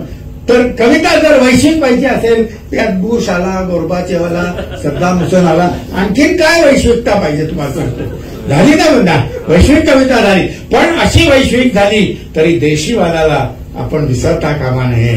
पुन्हा परत आल्यानंतर पंढरीच्या विठ्ठलाचे मीच केले सांत्वन. मी विटेने अंग त्याचे शेकले कित्येकदा. मी विटेने अंग त्याचे शेकले कित्येकदा. पण असं घरात नाही बसून राहायचं. पुन्हा बाहेर पडायचं. लाल किल्ल्यातून मी संदेश राष्ट्राला दिला. 15 ऑगस्टला गेलात ना तर तंगडं मोडतील तुमचं. पण एरवी वर्षभर त्या भिताडावर चढून काय पण संदेश द्या तुम्ही. कोण कुत्र तुम्हाला विचारणार नाही. लाल किल्ल्यातून मी संदेश राष्ट्राला दिला. वेळ पडली लोक हो झोपेतून उठवा मला. झोपेतून उठवा मला. आणि मी युनोचा शेवटी अध्यक्ष झालो एकदा. कवी काय होऊ शकतो? मी युनोता शेवटी अध्यक्ष झालो एकदा. शांतता राखा म्हणालो, याद राखा दम दिला, याद राखा दम दिला. पण शेवटी मात्र सत्य सांगायचं असतं कवितेमध्ये. मी समंता फॉक्सच्या हच्च्या स्थळा नाकारले. तिचे वडील पत्रिका घेऊन आले होते आमच्या. मी समंता फॉक्सच्या हच्च्या स्थळा नाकारले आणि चिपळूणच्या शेपूरशी लग्न केले शेवटी. आणि चिपळूणच्या शेपूरशी लग्न आपल्या केले. कवितेमध्ये आपली कविता संसारिक कविता आहे. त्याच्यामध्ये बायको बऱ्याचदा येते, प्रेयसी येत नाही. वाईपासून पाचगणी महाबळेश्वर एवढं जवळ असून असं का? नाही, असं काही नाही का? म्हणजे असं काही त्या कविता होत्या, पण त्या तशा घेतल्या गेल्या नाहीत. फारसा मला नाहीच बरं का. त्या कधी नाही अशा. पण एखादी कविता कशी रोमॅन्टिक मूडची कधी आता जरा चालेल का? हो, जरूर. ढगांच्या अशा गच्च गर्दीत ओल्या खुळी वेधशाळा खुडावे मला. कधीचा तुझ्या आत दडलाय मान्सून उतल निघ हा बांध फोडू आता. तहान्या मृगाच्या नशिबात आर्द्रा इथे अन तिथे ओल सर्वत्रही. तुला पाहुनी वीज चमकून जाते, तुला पाहुनी वीज चमकून जाते. फुटे हास्य गाली नभाजा आता. पुराची भीती वाटते ना नदीला. तिला पात्र मस्ती करू दे जरा, तिला पात्र मस्ती करू दे जरा. हवेने इथे माड बेभान झाला. झुले झावळ्यातून झपता रहा. नकारे नका अडवू हा प्रवाहो. करा मोकळी सर्व धरणे आता. मळीला मनातून हे गोड वाटे, मळीला मनातून हे गोड वाटे. फुटे साय गाळावरी कोवळ्या. जरा सळसळू द्यात पिंपळ वडांना. करू द्यात अंघोळ उघड्यावरी. शिरू दे जरा शिरू दे जरा जन्मरंध्रात्र पाणी. आली ईश्वरी ओलही अंगरी. कधी एकदाचे विजेने भिजावे असे आज वाटे पुन्हा एकदा. तुझ्या कुंभराशी तला मीन होऊन, तुझ्या कुंभराशी तला मीन होऊन. पाण्यात प्यावे तुला एकदा. तुला पाहणे पोहणे होत जावे, तुला पाहणे पोहणे होत जावे. उरातून वर्षाव होतो आता. आता थुई थुई नाचतो मोर माझा. पिसे लागलेला पिसारा जसा, पिसे लागलेला पिरासा पिसा. आपल्या अनेक कवितांमधून स्त्रियांच्या व्यथांचं अत्यंत प्रभावी चित्रण आहे. बघा की पारोशाने नदी मनालीमध्ये उल्लेख झाला की खडी फोडते बहिणाबाई ओवीला बघ रक्त चिकट. तो स्त्रीचे भोग आजही संपलेले नाहीत. त्या अनेक कवितांमध्ये हा आशय आपल्या येतो. तर आपल्या कवितेतलं स्त्री चित्रण जे आहे, म्हणजे एका कवितेमध्ये आपण म्हटले की अत्याचार घडला की लोक एकत्र येतात. अत्याचार घडल्यानंतर त्या निमित्ताने का होईना लोक एकत्र येतात. स्त्रियांच्या अनेक कवितांमध्ये आजही स्त्रीचे जे भोग संपलेले नाहीत. ही स्त्रीबद्दलची तुमच्या स्त्री चित्रण जे आहे तुमच्या कवितेत. माय कविता सादर करू काय ते. माय तूच असतेस घर, स्थापत्याचं नेसू बदलतेस. काळाच्या पठरीवर चिकण मातीनं लिंपलेल्या धाब्याच्या घराशी फाट्यावर मीठ मिरची वाटत. कधी जोत्यावर घट्ट उभी असतेस चांदईसारखी कवदारू श्वास घेत. अथवा पावसाळ्यात पत्र्याच्या ताडताड वाजणाऱ्या घरात पाखडतेस पोरकिड्यांना रात हातांनी. तू कुठेही सामावतेस. रो हाऊस मध्ये गुंठ्यावर मोकळी ढाकळी आकाश न्याळत कृतज्ञतेची सावली होऊन तू असतेस अग्निहोत्री. भाकरीचा न संपणारा वसा घेत तळ्यासारखी तव्यासारखी डाळ रिचवत तुझ्या हातानं असते हजार भाकरींची ऊब. माय आम्ही तुझ्या पोटी एकदाच येतो, आम्ही तुझ्या पोटी एकदाच येतो. आणि तू तर आमच्या पोटात रोजच शिरतेस भाकरी होऊन. तू तर आमच्या पोटात रोजच शिरतेस भाकरी होऊन. तुझी कळण्याची भाकरी पातळ खुसखुशीत. खानदेशकडे ते कळणा म्हणून ज्वारी उडीद वगैरे असतो. तुझी कळण्याची भाकरी पातळ खुसखुशीत. तुझ्या भाकरीचे कळणे किती कठीण, तुझ्या भाकरीचे कळणे किती कठीण. तू स्निग्ध तेरासारखी पसरतेस भाकरीवर. आम्ही कृष्ण पक्षी तुझ्या भाकरीचा चंद्र गिळतो तिथे होऊन. माय खरंच तुझे तिखट गोड लागते. तू कान धरावास रागे भरावेस. धपाटा घालावा पाठीत आणि धुसमुसावे तुझ्या पदरात. गालावरून तू बोटे मोडावीस निघताना. आणि आयुष्याच्या फडक्यात तुझी भाकर चघळत बसावं. आयुष्याच्या फडक्यात तुझी भाकर चघळत बसावं.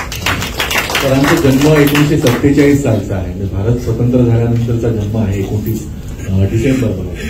आणि संपूर्ण भारताचा देशाचा प्रवास त्याबरोबर सरांचा हा कवितेचा प्रवासही सुरू आहे. तर हा सगळा सर आपल्या कवितेमध्ये आपण म्हणतो की दिवे खूप आहेत, अंधार कधी होईल सांगता येत नाही, असं आपल्याला का वाटतं. म्हणजे आपल्या याच्यामध्ये एक ज्योत आणि याची कविता आहे बघा, त्याच्यामध्ये आम्ही इथले प्राचीन रहिवासी आहोत. ज्योतीने एकदा अंधाराचे आणि वाऱ्याचे भांडण लावून दिले. उत्तर रात्री थरथरताना ती म्हणाली, अरे धक्का कोण मारतंय. स्तब्ध अंधार म्हणाला, धक्का मी नाही मारला, तंद्रीतच तुला पेंग घेत होती म्हणून फक्त जरासे हलवून जागे केले, आणि हे पहा आम्ही इथले प्राचीन रहिवासी आहोत. पूर्वसुरींशी बोलताना जरा अद्भीने बोलावे, आम्ही इथले प्राचीन रहिवासी आहोत. तू काय आज आहेस, तुम्ही काय आज आहात, उद्या नसाल हे कदाचित. आपण मुंबईला जेव्हा आला तर आपल्या कवितेमध्ये सगळी तत्कालीन नारायण सुर्वेंचा मगाशी आपण उल्लेख केला. कामगार चळवळ त्यावेळी जोरामध्ये होती, दलित चळवळ होती. आज सगळ्या ह्या चळवळी हे सगळं जे आहे हे थोडं आपल्याला असं वाटत नाहीये का कुठेतरी हे आपण एक सामाजिक भान राहिलेलं नाही आपल्याला. ही संवेदना, साहित्याची धार गोथड झालेली आहे. ही संवेदना सगळी नष्ट झाल्यासारखी वाटते. माणसं ही खूप अधिकाधिक अशी आकसलेली आणि स्वतःपुरती अशी झाली आहे की काय 1 BHK 2 BHK, मी इथे फ्लॅट घेतला, आम्ही सेकंड होम घेतलं, अमुक घेतलं, आम्ही या वेळेला सिंगापूर बँकॉकला जाणार किंवा दुबईला जाणार, दुबई जरा जास्त आहे म्हणून यंदा बँकॉकला जाणार वगैरे. हा हे सगळं अवतीभोवती सगळीकडे हे सगळे संवाद कानावर पडतात. मॉल निघाले, अमुक कुठला ब्रँड आला, कोणी कुठली पॅन्ट घेतली, कोणी कुठलं काय घेतलं. आता ते परवा कुठलं तरी मोठं नाचाचा कार्यक्रम झाला, 10 किलोमीटरची रांग तिकडं त्या DY पाटील त्या स्टेडियमच्या तिथे लागली होती. त्याची 50-50 हजाराची तिकीट होती. हा सगळा असा उपभोग म्हणजे इहवाद सगळा उफाळून आलाय ना, त्या ह्याच्यात हा जो सामाजिक जाणीव नावाची गोष्ट आहे ना ती कुठंतरी लोप पाललेली आहे की काय असं मला वाटतं. आणि आमच्या काळात आम्ही सगळेच गरीब होतो, सगळ्यांच्याच खाकी पॅन्ट होत्या, सगळ्यांच्याच अशा शाळेत गणवेशवाले अमुक तमुक सगळ्यांच्या डब्यात काहीतरी साधं काहीतरी घेऊन येतो. आज बघा काय त्यांना ते पैसे भरणं मिळतात, मग ते काय काय विकत घेतात, 100 रुपये पुरतील का असं विचारतात आया मुलांना शाळेत पाठवताना. हे मी बघितलंय. आमच्याकडे मी वाईला कॉलेजला असताना 10 पैसे आमच्या एका ट्युटोरियल शीटचे नसायचे, इतकी गरिबी होती. खरंच तुम्हाला सांगतो. म्हणजे आमची कवितेची ताकद काय आहे की गरिबीतनं आम्ही वर आलो, ही आमची ताकद तुम्हाला सांगतो. आता या संवेदना बोधक म्हणजे आई वडिलांच्या जीवावर एवढं मुलांचं कौतुक होतंय. जीन्सची पॅन्ट काय ती किती 2000, 1200, 2500ची ती पॅन्ट असते तुम्हाला सांगतो. ती काय मुलं आणि केवढे बूट असतात, केवढं काय काय एक असतं. घरामध्ये बघा चपला जोडे ठेवायला जागा नसते. आणि मुली तर बघा या लग्नाला घातलेला ड्रेस दुसऱ्या लग्नाला घालत नाही. ते कपाट असं उघडायला गेलं ना असं एकदम अंगावर पडतं सगळं. एवढे ड्रेस असतात घरामध्ये, खरंच सांगतो. आणि त्याचे 10 रुपये पण मिळत नाहीत. ते मागणारे येतात ना 10 रुपये 15 रुपये पण नाही मिळत. आणि तो आम्ही आमच्या मोठ्या भावांच्या कपडे अल्टर करून घातलेत. हे सुहास बापट आलोचना मासिकेचे संपादक होते, आपल्याला माहित असेल, वसंत अवतर वगैरे. त्याच्या पॅन्ट अल्टर करून मी घातले मुंबईत आलो तेव्हा. आज कुणी असं आपल्या घरातली आपली भावंड आपले जुने कपडे वापरत नाही. इतकी ऐहिक प्रगती जी टोकाची झाली आहे ना त्यात संवेदना कुठेतरी नष्ट झाली आहे. बोट धरणं जे म्हणतात ना, कोणतरी भले त्याला शिळी पोळी वगैरे घातली असेल पण तो कोणतरी गावचा एखादा मुलगा तो तिथं शिकायला असायचा. मग ते बेडेकर असो, सदन असो, चाळ असो, कोणीतरी तो जिन्याखाली असा कोणीतरी एक माणूस शाळा शिकून काहीतरी तो कोणातरी असा घरातली कामं फरशी पुसणं वगैरे हे करून अशा मुलांनी शिक्षण केले. हो आज तुमच्या भावाचा मुलगा तुमच्या घरामध्ये तुम्ही नाही ठेवणार, त्यानं काही लफडं केलं तर कोण त्याला बघणार म्हणून. घरात त्याच्या ज्या जेवणाच्या 6 चपात्या 6 पोळ्या कोण लागणार. म्हणजे नवरा जर सांगून गेला की मी आता चाललोय कार्यक्रमाला आणि तिथेच बहुतेक जेवून येईन मी असं सांगून जातो तो. आणि दुर्दैवानं तिथे जर जेवणाची व्यवस्था नसेल आणि त्यानं घरी येऊन जर बायकोला सांगितलं की मी गेलो होतो पण तिथं काहीच नव्हतं, त्यामुळे आज प्रॉब्लेम झाला, मी काही जेवून आलो नाही. बायकोचा चेहरा कसा पडतो बघा तुम्हाला सांगतो. हे आजचं वास्तव आहे, हे वास्तव आहे. हे समाज व्यवस्था अशी झालेली आहे, त्या ह्याच्यात या सगळ्या संवेदना बोथट झालेल्या आहेत. हतबलता पण आपल्या कवितेतून व्यक्त होतो की मी लढलो नाही. गावावर दिसती ओघळ हे रक्ताचे, ही भारतीय ज्ञानपीठच्या संकलनात रमेश तेंडुलकरांनी घेतलेली कविता तुम्हाला सांगतो. हे शरणागतीचे हात उंचवित कधी न चालत गेलो, हे शरणागतीचे हात उंचवित कधी न चालत गेलो, मी लढलो नाही, मी लढलो नाही, मी हात बांधले होते, मी चालत गेलो निमोठ गावामधून, मी लढलो नाही. हे डोळे माझे उघडे होते, खूप पाहिले काही बाई, हे डोळे माझे उघडे होते, खूप पाहिले काही बाई, या कानाने खूप ऐकले, पण गप्प राहिलो बदलो नाही, मी लढलो नाही. मी स्वप्नामध्ये वारसपासप केले, मी स्वप्नामध्ये वारसपासप केले, मी रक्तसड्याचे चित्र लाल रंगविले, पण मनात हो लढलो नाही, मी लढलो नाही. मी गाणे म्हटले खूप आतले, निरर्थकाचा तळ शोधित मी बसलो, मी गाणे म्हटले खूप आतले आणि निरर्थकाचा तळ शोधित मी बसलो, मी काळोखाची भिंत सारवित गेलो, मी अज्ञानाचे दिवे पेटवित गेलो, लढलो नाही, मी लढलो नाही. हा शरणपूरचा रस्ता निघतो कुठून कसाही, आणि शरणदास मी परिस्थितीची गोड भाकरी चावत बसलो, लढलो नाही. गावावर दिसती ओघळ हे रक्ताचे, मी दार लोटले आतून आयुष्याचे, मी परिस्थितीच्या मी तळहातांना जपले, सुकुमार पावले जपली, मी परिस्थितीच्या बेंबीमध्ये बोट घातले नाही, मी लढलो नाही. म्हणून आता थोडासा आवाज नाही, शरणपूरचा शरणदास. आणि मी असं अनेक साहित्य संमेलनात तुम्हाला सांगतो, या गोळी कविता मी अनेकदा म्हणतो, ठीक आहे. पण हे कवितेचं वातावरण राहिलेलं नाही त्याची की एकूण मला असं सगळा देश हा गद्यप्राय झालाय की काय असंच वाटतं. तर सांगतो म्हणजे दिवस आंब्याचे होते तर मला वाटलं आपण रसातळाला चाललोय की काय.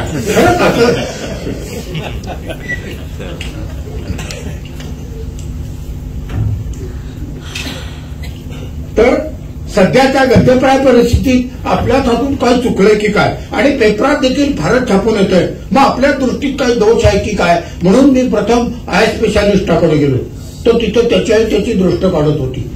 आय स्पेशालिस्टाकडे गेलो तर तिथं त्याची दृष्ट काढत होती आहे की काय. म्हणून मग तुम्हाला बहुतेक मागचा नंबर दिसतोय, त्यांनी मला, मी आय स्पेशालिस्टाकडे गेलो, त्यांनी मला मागचं दिसतं का विचारलं, तर मी नाही म्हणालो, तर तुम्हाला बहुतेक मागचा नंबर दिसतोय. मग खांद्यावर ताबडतोब मिरर बसवून घ्यायला लावला. तिथून मी बऱ्याच जणांना भेटलो, कानोसा घेतला. मी शाळा कॉलेज चालवणाऱ्यांना गर्दीतून वाट काढत भेटलो. तर कोचिंग क्लासेसना जागापुरी पडते आणि आमच्यावर खूप ताण पडतो, त्यामुळे आई वडील दोघेही नोकरीला गेल्यावर मुलं सांभाळण्याचा प्रश्न असतो. मग ती कुठे ठेवायची, मग ती आमच्या माथी मारतात, शाळेतल्या शिक्षकांच्या माथी मारतात, आणि सतत मुलांमध्ये वावरल्याने शिक्षकही बालबुद्धीचे राहतात. सतत मुलांमध्ये वावरल्याने शिक्षकही बालबुद्धीचे. बघा आपल्याकडे प्रगतीच होताना दिसत नाही. आमच्या इथे 74 साली एक डॉक्टर राहिले, चाइल्ड स्पेशालिस्ट. आज 50 वर्षानंतर सुद्धा त्यांच्या पाठीवर चाइल्ड स्पेशालिस्टच नाही, म्हणजे young specialist, senior citizen specialist, असं काहीतरी प्रगती व्हायला पाहिजे की नाही. तर शिक्षकही बालबुद्धीचे राहतात आणि त्यांना शिकवणारे तरी कुठे मिळता येतो. असं बरंच काही म्हटल्यावर मी त्यांना एवढ्या मोठ्या जागेत तुम्ही सरळ कोचिंग क्लासेस का चालू करत नाही म्हणत आवडतं घेतलं. पुढे मी वाचनाची आवड कमी झाल्यामुळे समाज बिघडत चाललाय असा समज झालेल्या ग्रंथप्रसारकांबरोबर चर्चेला बसलो.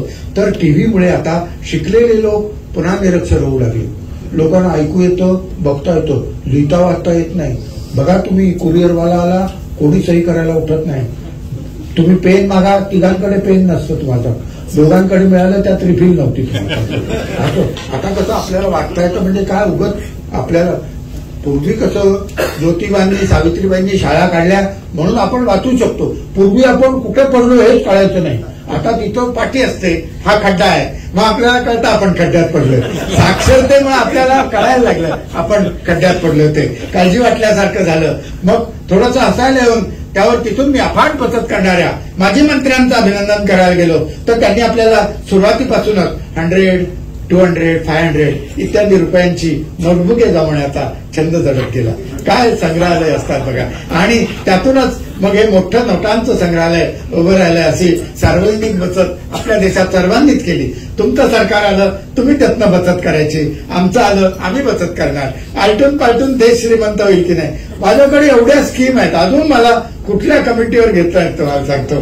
तर चर्चेला तर ग्रंथप्रसार 100, 500 इत्यादी रुपयांची नोटबुके जमवण्याचा संदर्भ केला.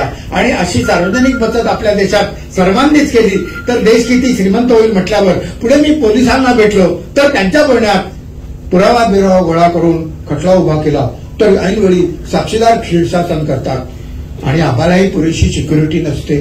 आपल्याला पोलीस आहेत, पोलिसांच्या रक्षणाची काय व्यवस्था आहे. प्रत्येक पोलिसाला 2 कमांडो दिले पाहिजेत. तुम्हाला सांगतो सगळी बेकारी नाहीशी होईल या देशातली. परवा मी आमच्या मित्राबरोबर पोलीस स्टेशनला गेलो. माझ्या हातात तर पिशवी असते, ती पिशवी मी टेबलावर ठेवली साहेबांच्या. ते म्हणजे नागावकर पिशवी हातात धरा. आमच्या इथं तोडा व्हायला लागला होता. खरंच तुम्हाला सांगतो म्हणजे असं की आम्हालाही पुरेशी सिक्युरिटी नसते म्हटल्यावर तुमचंही बरोबरच आहे. तर निघताना त्यांनी रात्री अपरात्री काय दिवसाचं देखील जास्त बाहेर जात जाऊ नका, दिवसाचं देखील जास्त बाहेर जात जाऊ नका म्हटल्यावर पुढे मी न्यायाधीशांकडे गेलो असताना कोर्टात पोटुशा उर्फ गर्भारशी बायकांची गर्दी जमलेली बघून काही अन्याय इत्यादी प्रकार झालाय की काय, काही अन्याय इत्यादी प्रकार झालाय की काय असा उपप्रश्न केला तर आपल्या भावी लेकरांसाठी साऱ्या जणी अटकपूर्व जामीन घ्यायला आल्याचे समजले. अटकपूर्व जामीन घ्यायला आल्याचे समजले म्हणजे परिस्थिती फारच बिघडत चालल्यासारखं वाटलं. पुढे पैसे दुप्पट तिप्पट करून देणाऱ्या अर्थसंस्थांना भेटून तुम्ही एवढे पैसे दुप्पट कसे काय करून देणार. तर सुरुवातीला निदान काही वर्ष तरी आम्ही मुद्दलामधून या योजना राबवू शकू असं म्हटल्यावर जास्तीच विश्वास बसला. पुढे वाटेत बंद कारखाने गिरण्यांच्या गेटवर मालकानेच श्रमिक हो घ्या इथे विश्रांती, श्रमिक हो घ्या इथे विश्रांती असा बॅनर लावलेला बघून काय नेमकं सुचतं लोकांना. आश्चर्य आहे म्हणत पुढे मी अधिकाऱ्यांच्या मोठ्या तोंडाला काळं फासल्याचा आरोप घातलेल्या लोकांना भेटून मी तुम्ही चांगल्या लोकांच्या तोंडाला चांगल्या गोष्टी करणाऱ्यांच्या तोंडाला पांढरं का फासत नाही. वाईट गोष्ट काळं फासलं मग चांगली गोष्ट केल्यावर पांढरं फासायला पाहिजे की नाही.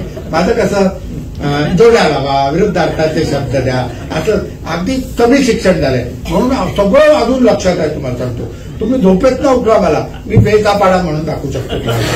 पांढरकाम असा सवाल केला तर त्यांच्या बोलण्यात पत्रकार आमच्या नावानं भूम मारायला लागले म्हणून मी पत्रकारांना शोधायला निघालो तर त्यातल्या बऱ्याच जणांनी आम्ही पत्रकार नसून आम्ही फक्त जाहिरात एजंट असल्याचं सांगितलं. जाहिरात एजंट असल्याचं सांगितल्यावर पुढे मी बिल्डरला भेटून ही ओनरशिप जेलची आयडिया कशी काय सुचली.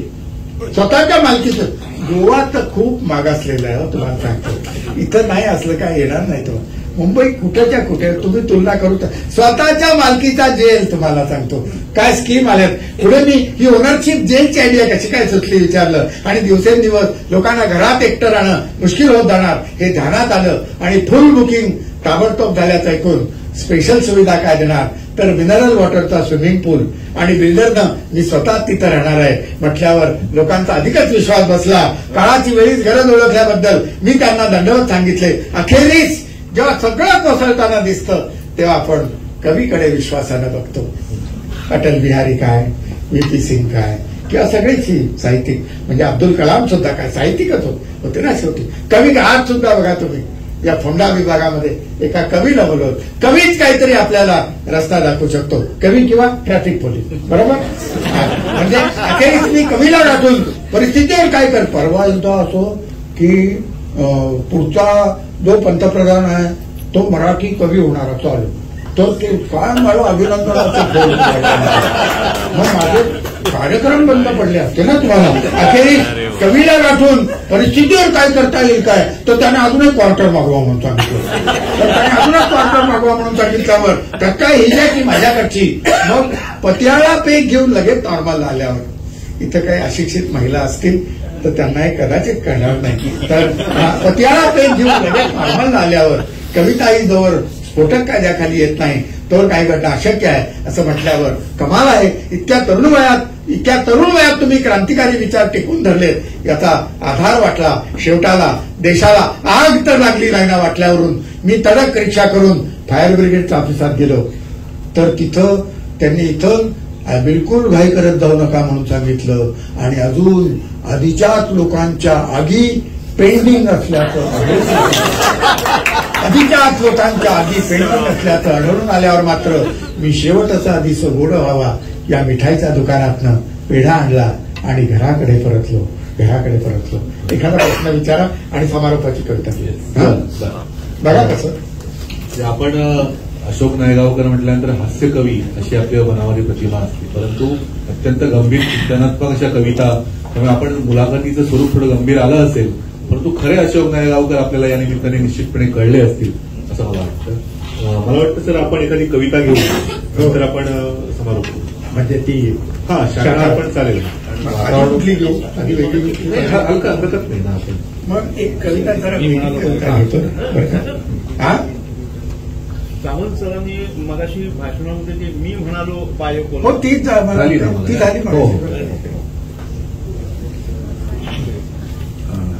कविता नाही कविता ही किती सोपी गोष्ट आहे.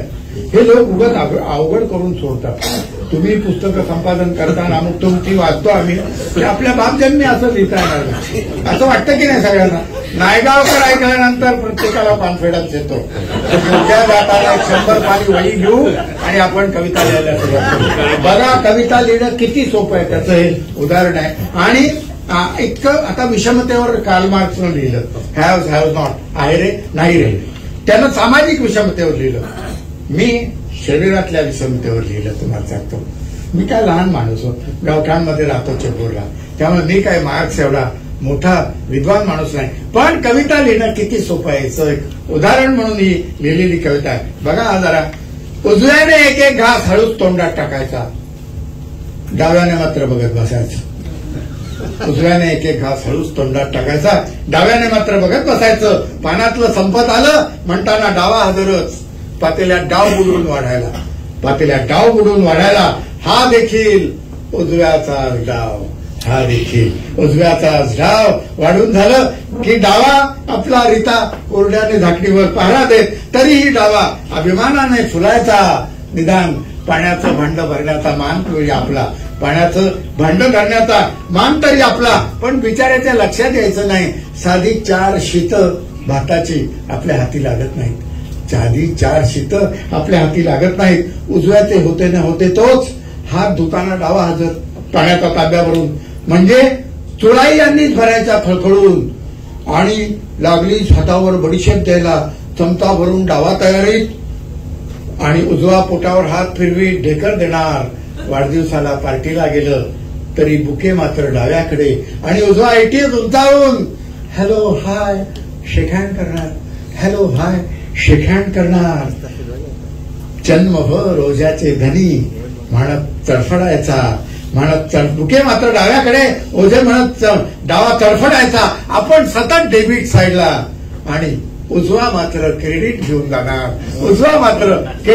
जाणार. रस्त्यावर भले दिमागात पाटी लावतात डाव्या बाजूने चाला आणि नंतर मात्र वाममार्गाने गेला म्हणत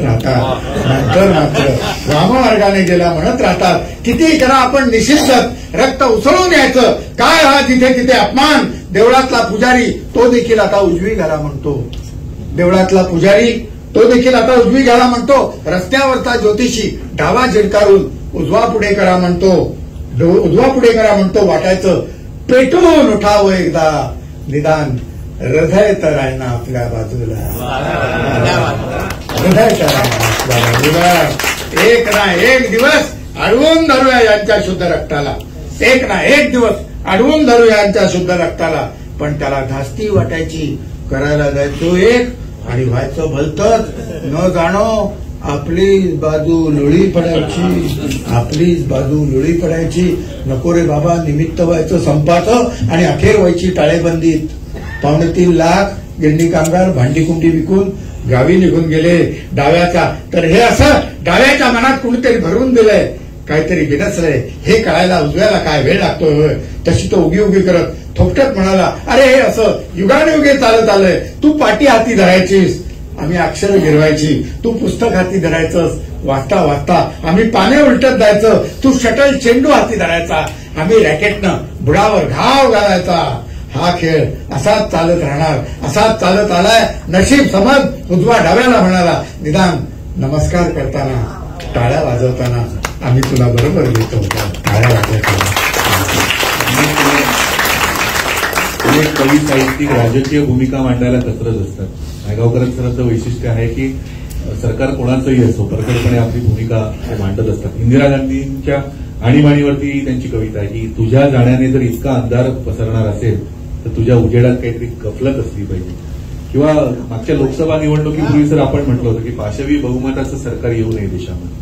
एवढं परखड भूमिका जी मांडतात त्याचं काय आपलं काय सांगायचं आपलं ते कवी म्हणून हे सगळ्या देशातल्या परिस्थिती नाही. बॅलन्स राहायला विरोधी पक्ष नावाची गोष्ट, तो विरोधी पक्षाकडे शहाणपण असलं पाहिजे अर्थात. नाहीतर लगेच तुमचा अर्थसंकल्प आला की मी त्याच्यावर असं म्हणायचं की हे सगळं चुकीचं आहे. सगळं चुकीचं आहे, त्यातलं चांगलं वाईट साधक बाधक असं काहीच राहिलेलं नाही आहे ना. सगळं एकदम टोकाचीच भूमिका घेऊन असं सगळं चाललेलं आहे ते म्हणून असं. तर ते पटत नाही ना, कुणाचंच पटत नाही. म्हणून टिळा लावून घ्यायला कुणाचंच बरं नाही वाटत तुम्हाला.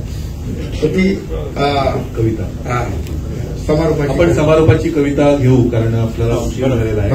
आणि शेवटची एखादी चांगली मला वाटतं शाकाहारच घेतो. मग त्याला आपण कवितेचा समारोप करू.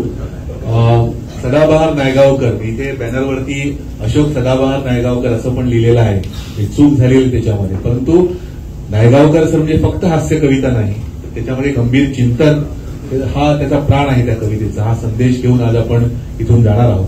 परंतु जाण्यापूर्वी त्यांची अत्यंत गाजलेली शाकाहार ही घरोघरी पोहोचलेली कविता आपण त्या कवितेनं या कार्यक्रमाचा समारोप करू. नायगावकर सरांसारखा एक कवितेचा दबदबा असं बाटलीमध्ये भरणं मगाशी मी म्हटलं होतं. माझ्या परीने मी काही प्रश्न विचारण्याचा, त्यांना बोलतं करण्याचा, त्यांचा कविता उलगडण्याचा प्रयत्न केला. तो कितपत यशस्वी झाला अयशस्वी झाले आपण ठरवायचंय. परंतु त्या निमित्ताने एक नायगावकर त्यांचं एक वेगळं रूप, त्यांच्या कवितेतलं गांभीर्य निश्चितपणे आपल्या सगळ्यांपर्यंत पोहोचलेलं असेल असा विश्वास या ठिकाणी मी बाळगतो. सरांना विनंती करतो की आपल्या कवितेनं त्यांनी या मुलाखतीचा मैफलीचा समारोप करा. हे सगळं पांढऱ्या पॅन्ट, पांढरा टी शर्ट आणि पांढरे साफ घालून सगळे लोक सकाळी जॉगिंगला बाहेर पडतात कॅलरी जाळायला. अरे खायचं कशाला एवढं तुम्हाला? एकदा 50 उलटली, एखादा लाडू कमी खावा ना, तुम्हाला सांगतो. ते सगळी कॅलरी आणि असे एकमेकांना बोट दाखवतात दोन. आपल्याला वाटतं यांना 2 मतं पडली किंवा व्ही फॉर व्हिक्टरी, पण त्याचा अर्थ व्ही फॉर व्हॉलंटरी रिटायरमेंट असा आहे. त्याच्यावरही मी 2 ओळी लिहिल्या होत्या. निवृत्त नोकरांचे बघ काय हाल झाले, निवृत्त नोकरांचे बघ काय हाल झाले, काही पिण्यात गेले, काही पिण्यात गेले, काही पुण्यात गेले. काही पिण्यात गेले, काही पुण्यात गेले. परवा ते म्हणले ते पुण्यात जाऊन पिण्यात गेले म्हणून. पुण्याच्या बुद्धिमत्तेबद्दल काय तुम्हाला सांगतो. मी सगळं जग फिरून आलोय, पण पुण्यासारखे बुद्धिमान मला कुठेही बोलायला नाही. तुम्हाला राग येईल, अपमान वाटेल, पण खरंच मी इतकं म्हणजे आता कार्यक्रमाला 8-9 वाजले आपल्या बालगंधर्वाला, तोपर्यंत दुकान बंद झालं आणि पुण्याला जाणारा माणूस हा बाकरवडी घेऊन आला नाही तर त्याला परत पाठवतात.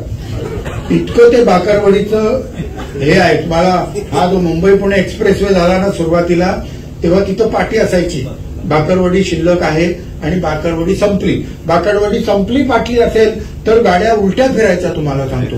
इतकं त्या बाकरवडीचं एकेकाळी 70-80 साली महत्व होतं.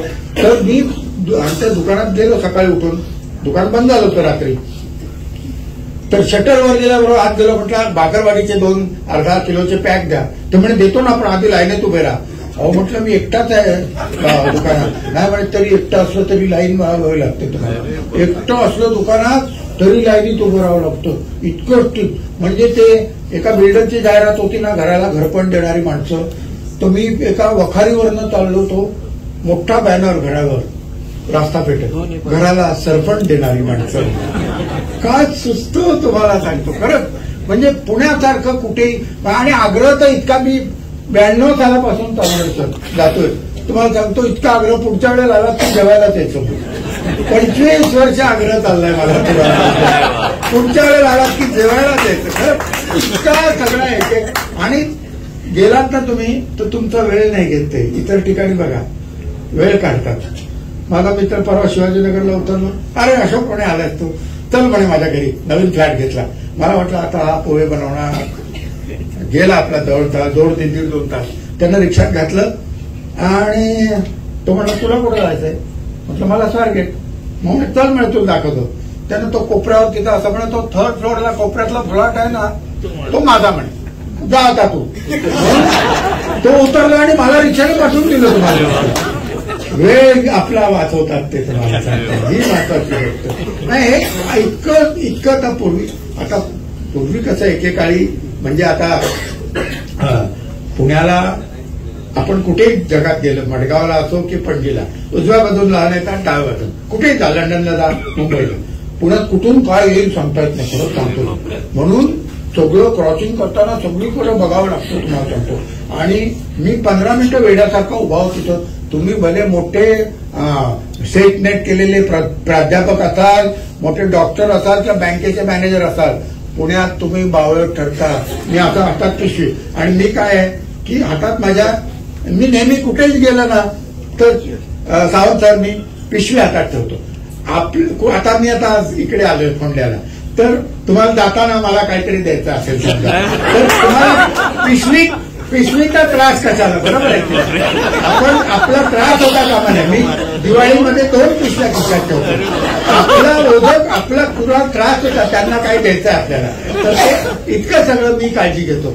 तर ती पिशवी माझ्या हातात त्यांनी लगेच घेतली. तर म्हणे क्रॉस करायला मी उभा आहे.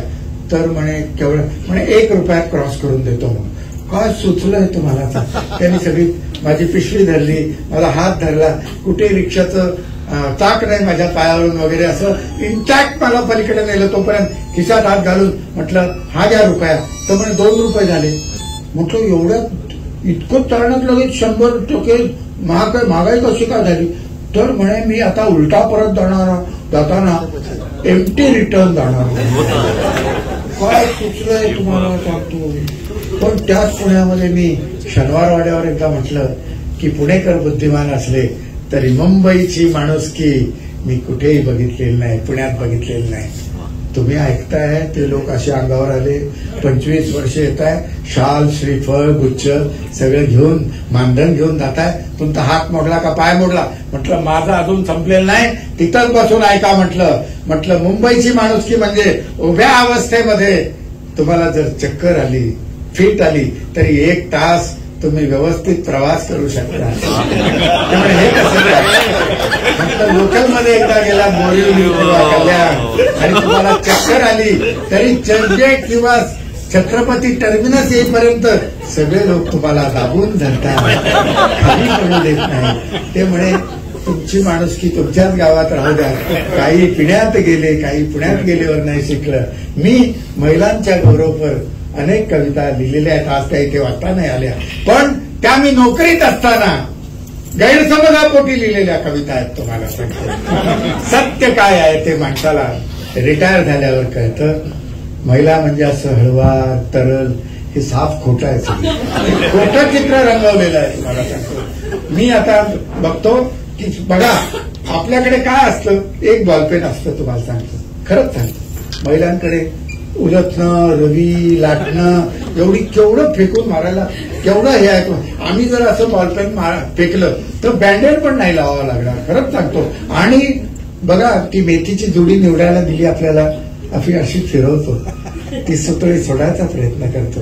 भले गाठ घट्ट मारलेली असते पण प्रयत्न करतो आपण. उशीर लागतो वगैरे हे आपल्या ध्यानातच नसतं. तुम्हाला महिला बघा लगेच बोट अशी मध्ये घालून खचकन तोड टाकते. कलात्मकता नाही, पुरुष हा कलात्मक असतो. बघा ती काडी, ती मेथीची काडी घेऊन तो बघतो असं हे पान तोडू आहे आणि कशासाठी तोडायचं. मला निसर्गानं जे तयार केलं ते का तोडायचं.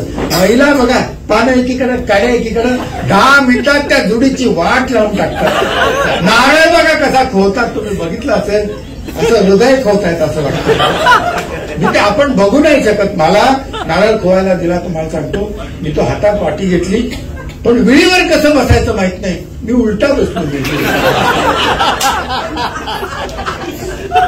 असा सगळा भाग. तर ते सगळं तुम्हाला सांगतो. आणि सुरुवातीला कसं की अय्या ईश्वर शिंक आली ना नवऱ्याला, ते अय्या तुम्हाला कशी शिंक आली.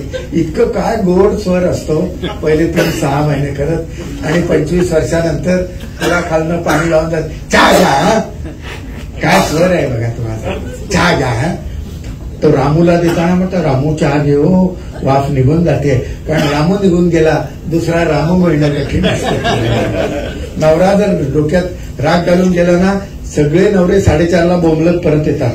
कारण बिन साखरेचा चहा लवकर कुठेही मिळत नाही. तुम्हाला सांगतो, हे सत्य आहे. तुम्हाला सांगतो. हो, मला वाटतं काय शुद्धलेखन घालते की नाही म्हणे, त्या पटक्या भिजत टाकल्या, त्या नीट पाण्यातनं निथळून त्या फडक्याला घट्ट गाठ मारून त्याच्यावर वजन ठेवा.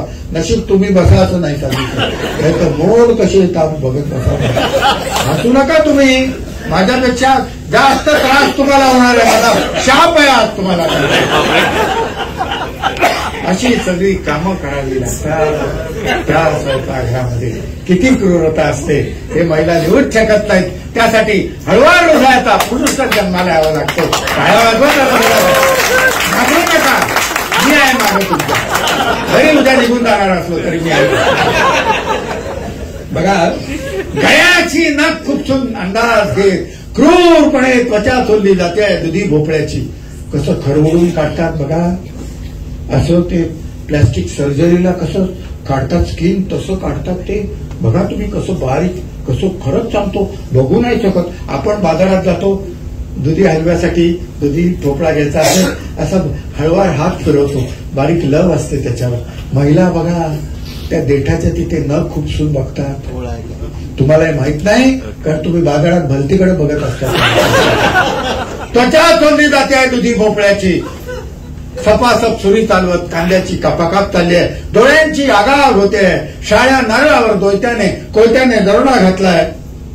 ते भाजलं जातंय वांग, ते भाजलं जातंय वांग, इथं त्वचेतून पाणी टपटप. मला भरून आलं बघा. एक 5-6 दिवस प्रॅक्टिस केली तुम्हालाही भरून येईल. साधं सुद्धा नाही, तेल बी चोपडून वांग भाजतात. तो खरंच आता संक्रांत झाली असेल, भोगी वगैरे, असं भाजता तो तेल बी चोपडून. किती क्रूर. मला वांग भाजायला सांगितलं. आपण पुरुष आधीच हळवार, त्यात मी कवी डबल हळवार. मला ते बघवे ना, डोळ्यावर हात ठेवून वांग फिरवत राहिलो. वांग निघून गेला, हात भाजला. सर, माणसाच्या दुःखावर तुम्ही एवढे कवितेचे संपादन वगैरे केलंय. माणसाच्या वेदनेवर माऊलींपासून आतापर्यंत अनेकांनी कविता लिहिल्या. तो वांग, दुधी भोपळा याची वेदना मांडणारा मराठीतला एकमेव कवी आहे.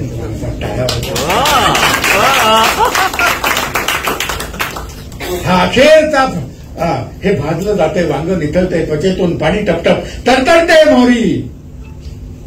हा अखेरचा फडफडाट कढीपत्त्याच्या पंखांचा उकळत्या तेलात. बघा, चिवड्यासाठी ती फोडणी करतात. एवढा बचकावर कढीपत्ता टाकतात बघा. तो कसा फडफड फडफड फडफड फुलपाखरं तडफडतायत तसं वाटतं. आणि ही महिला बघा, त्या दुसऱ्या महिला काय म्हणतात, काय छान तापलाय घाणा म्हणून वगैरे. अरे कसल्या समानतेच्या गोष्टी करता तुम्ही. तिखट टाकलं जात आहे भाजीच्या अंगावर, डोळ्यात धारेवर किसली जात आहेत गाजरं.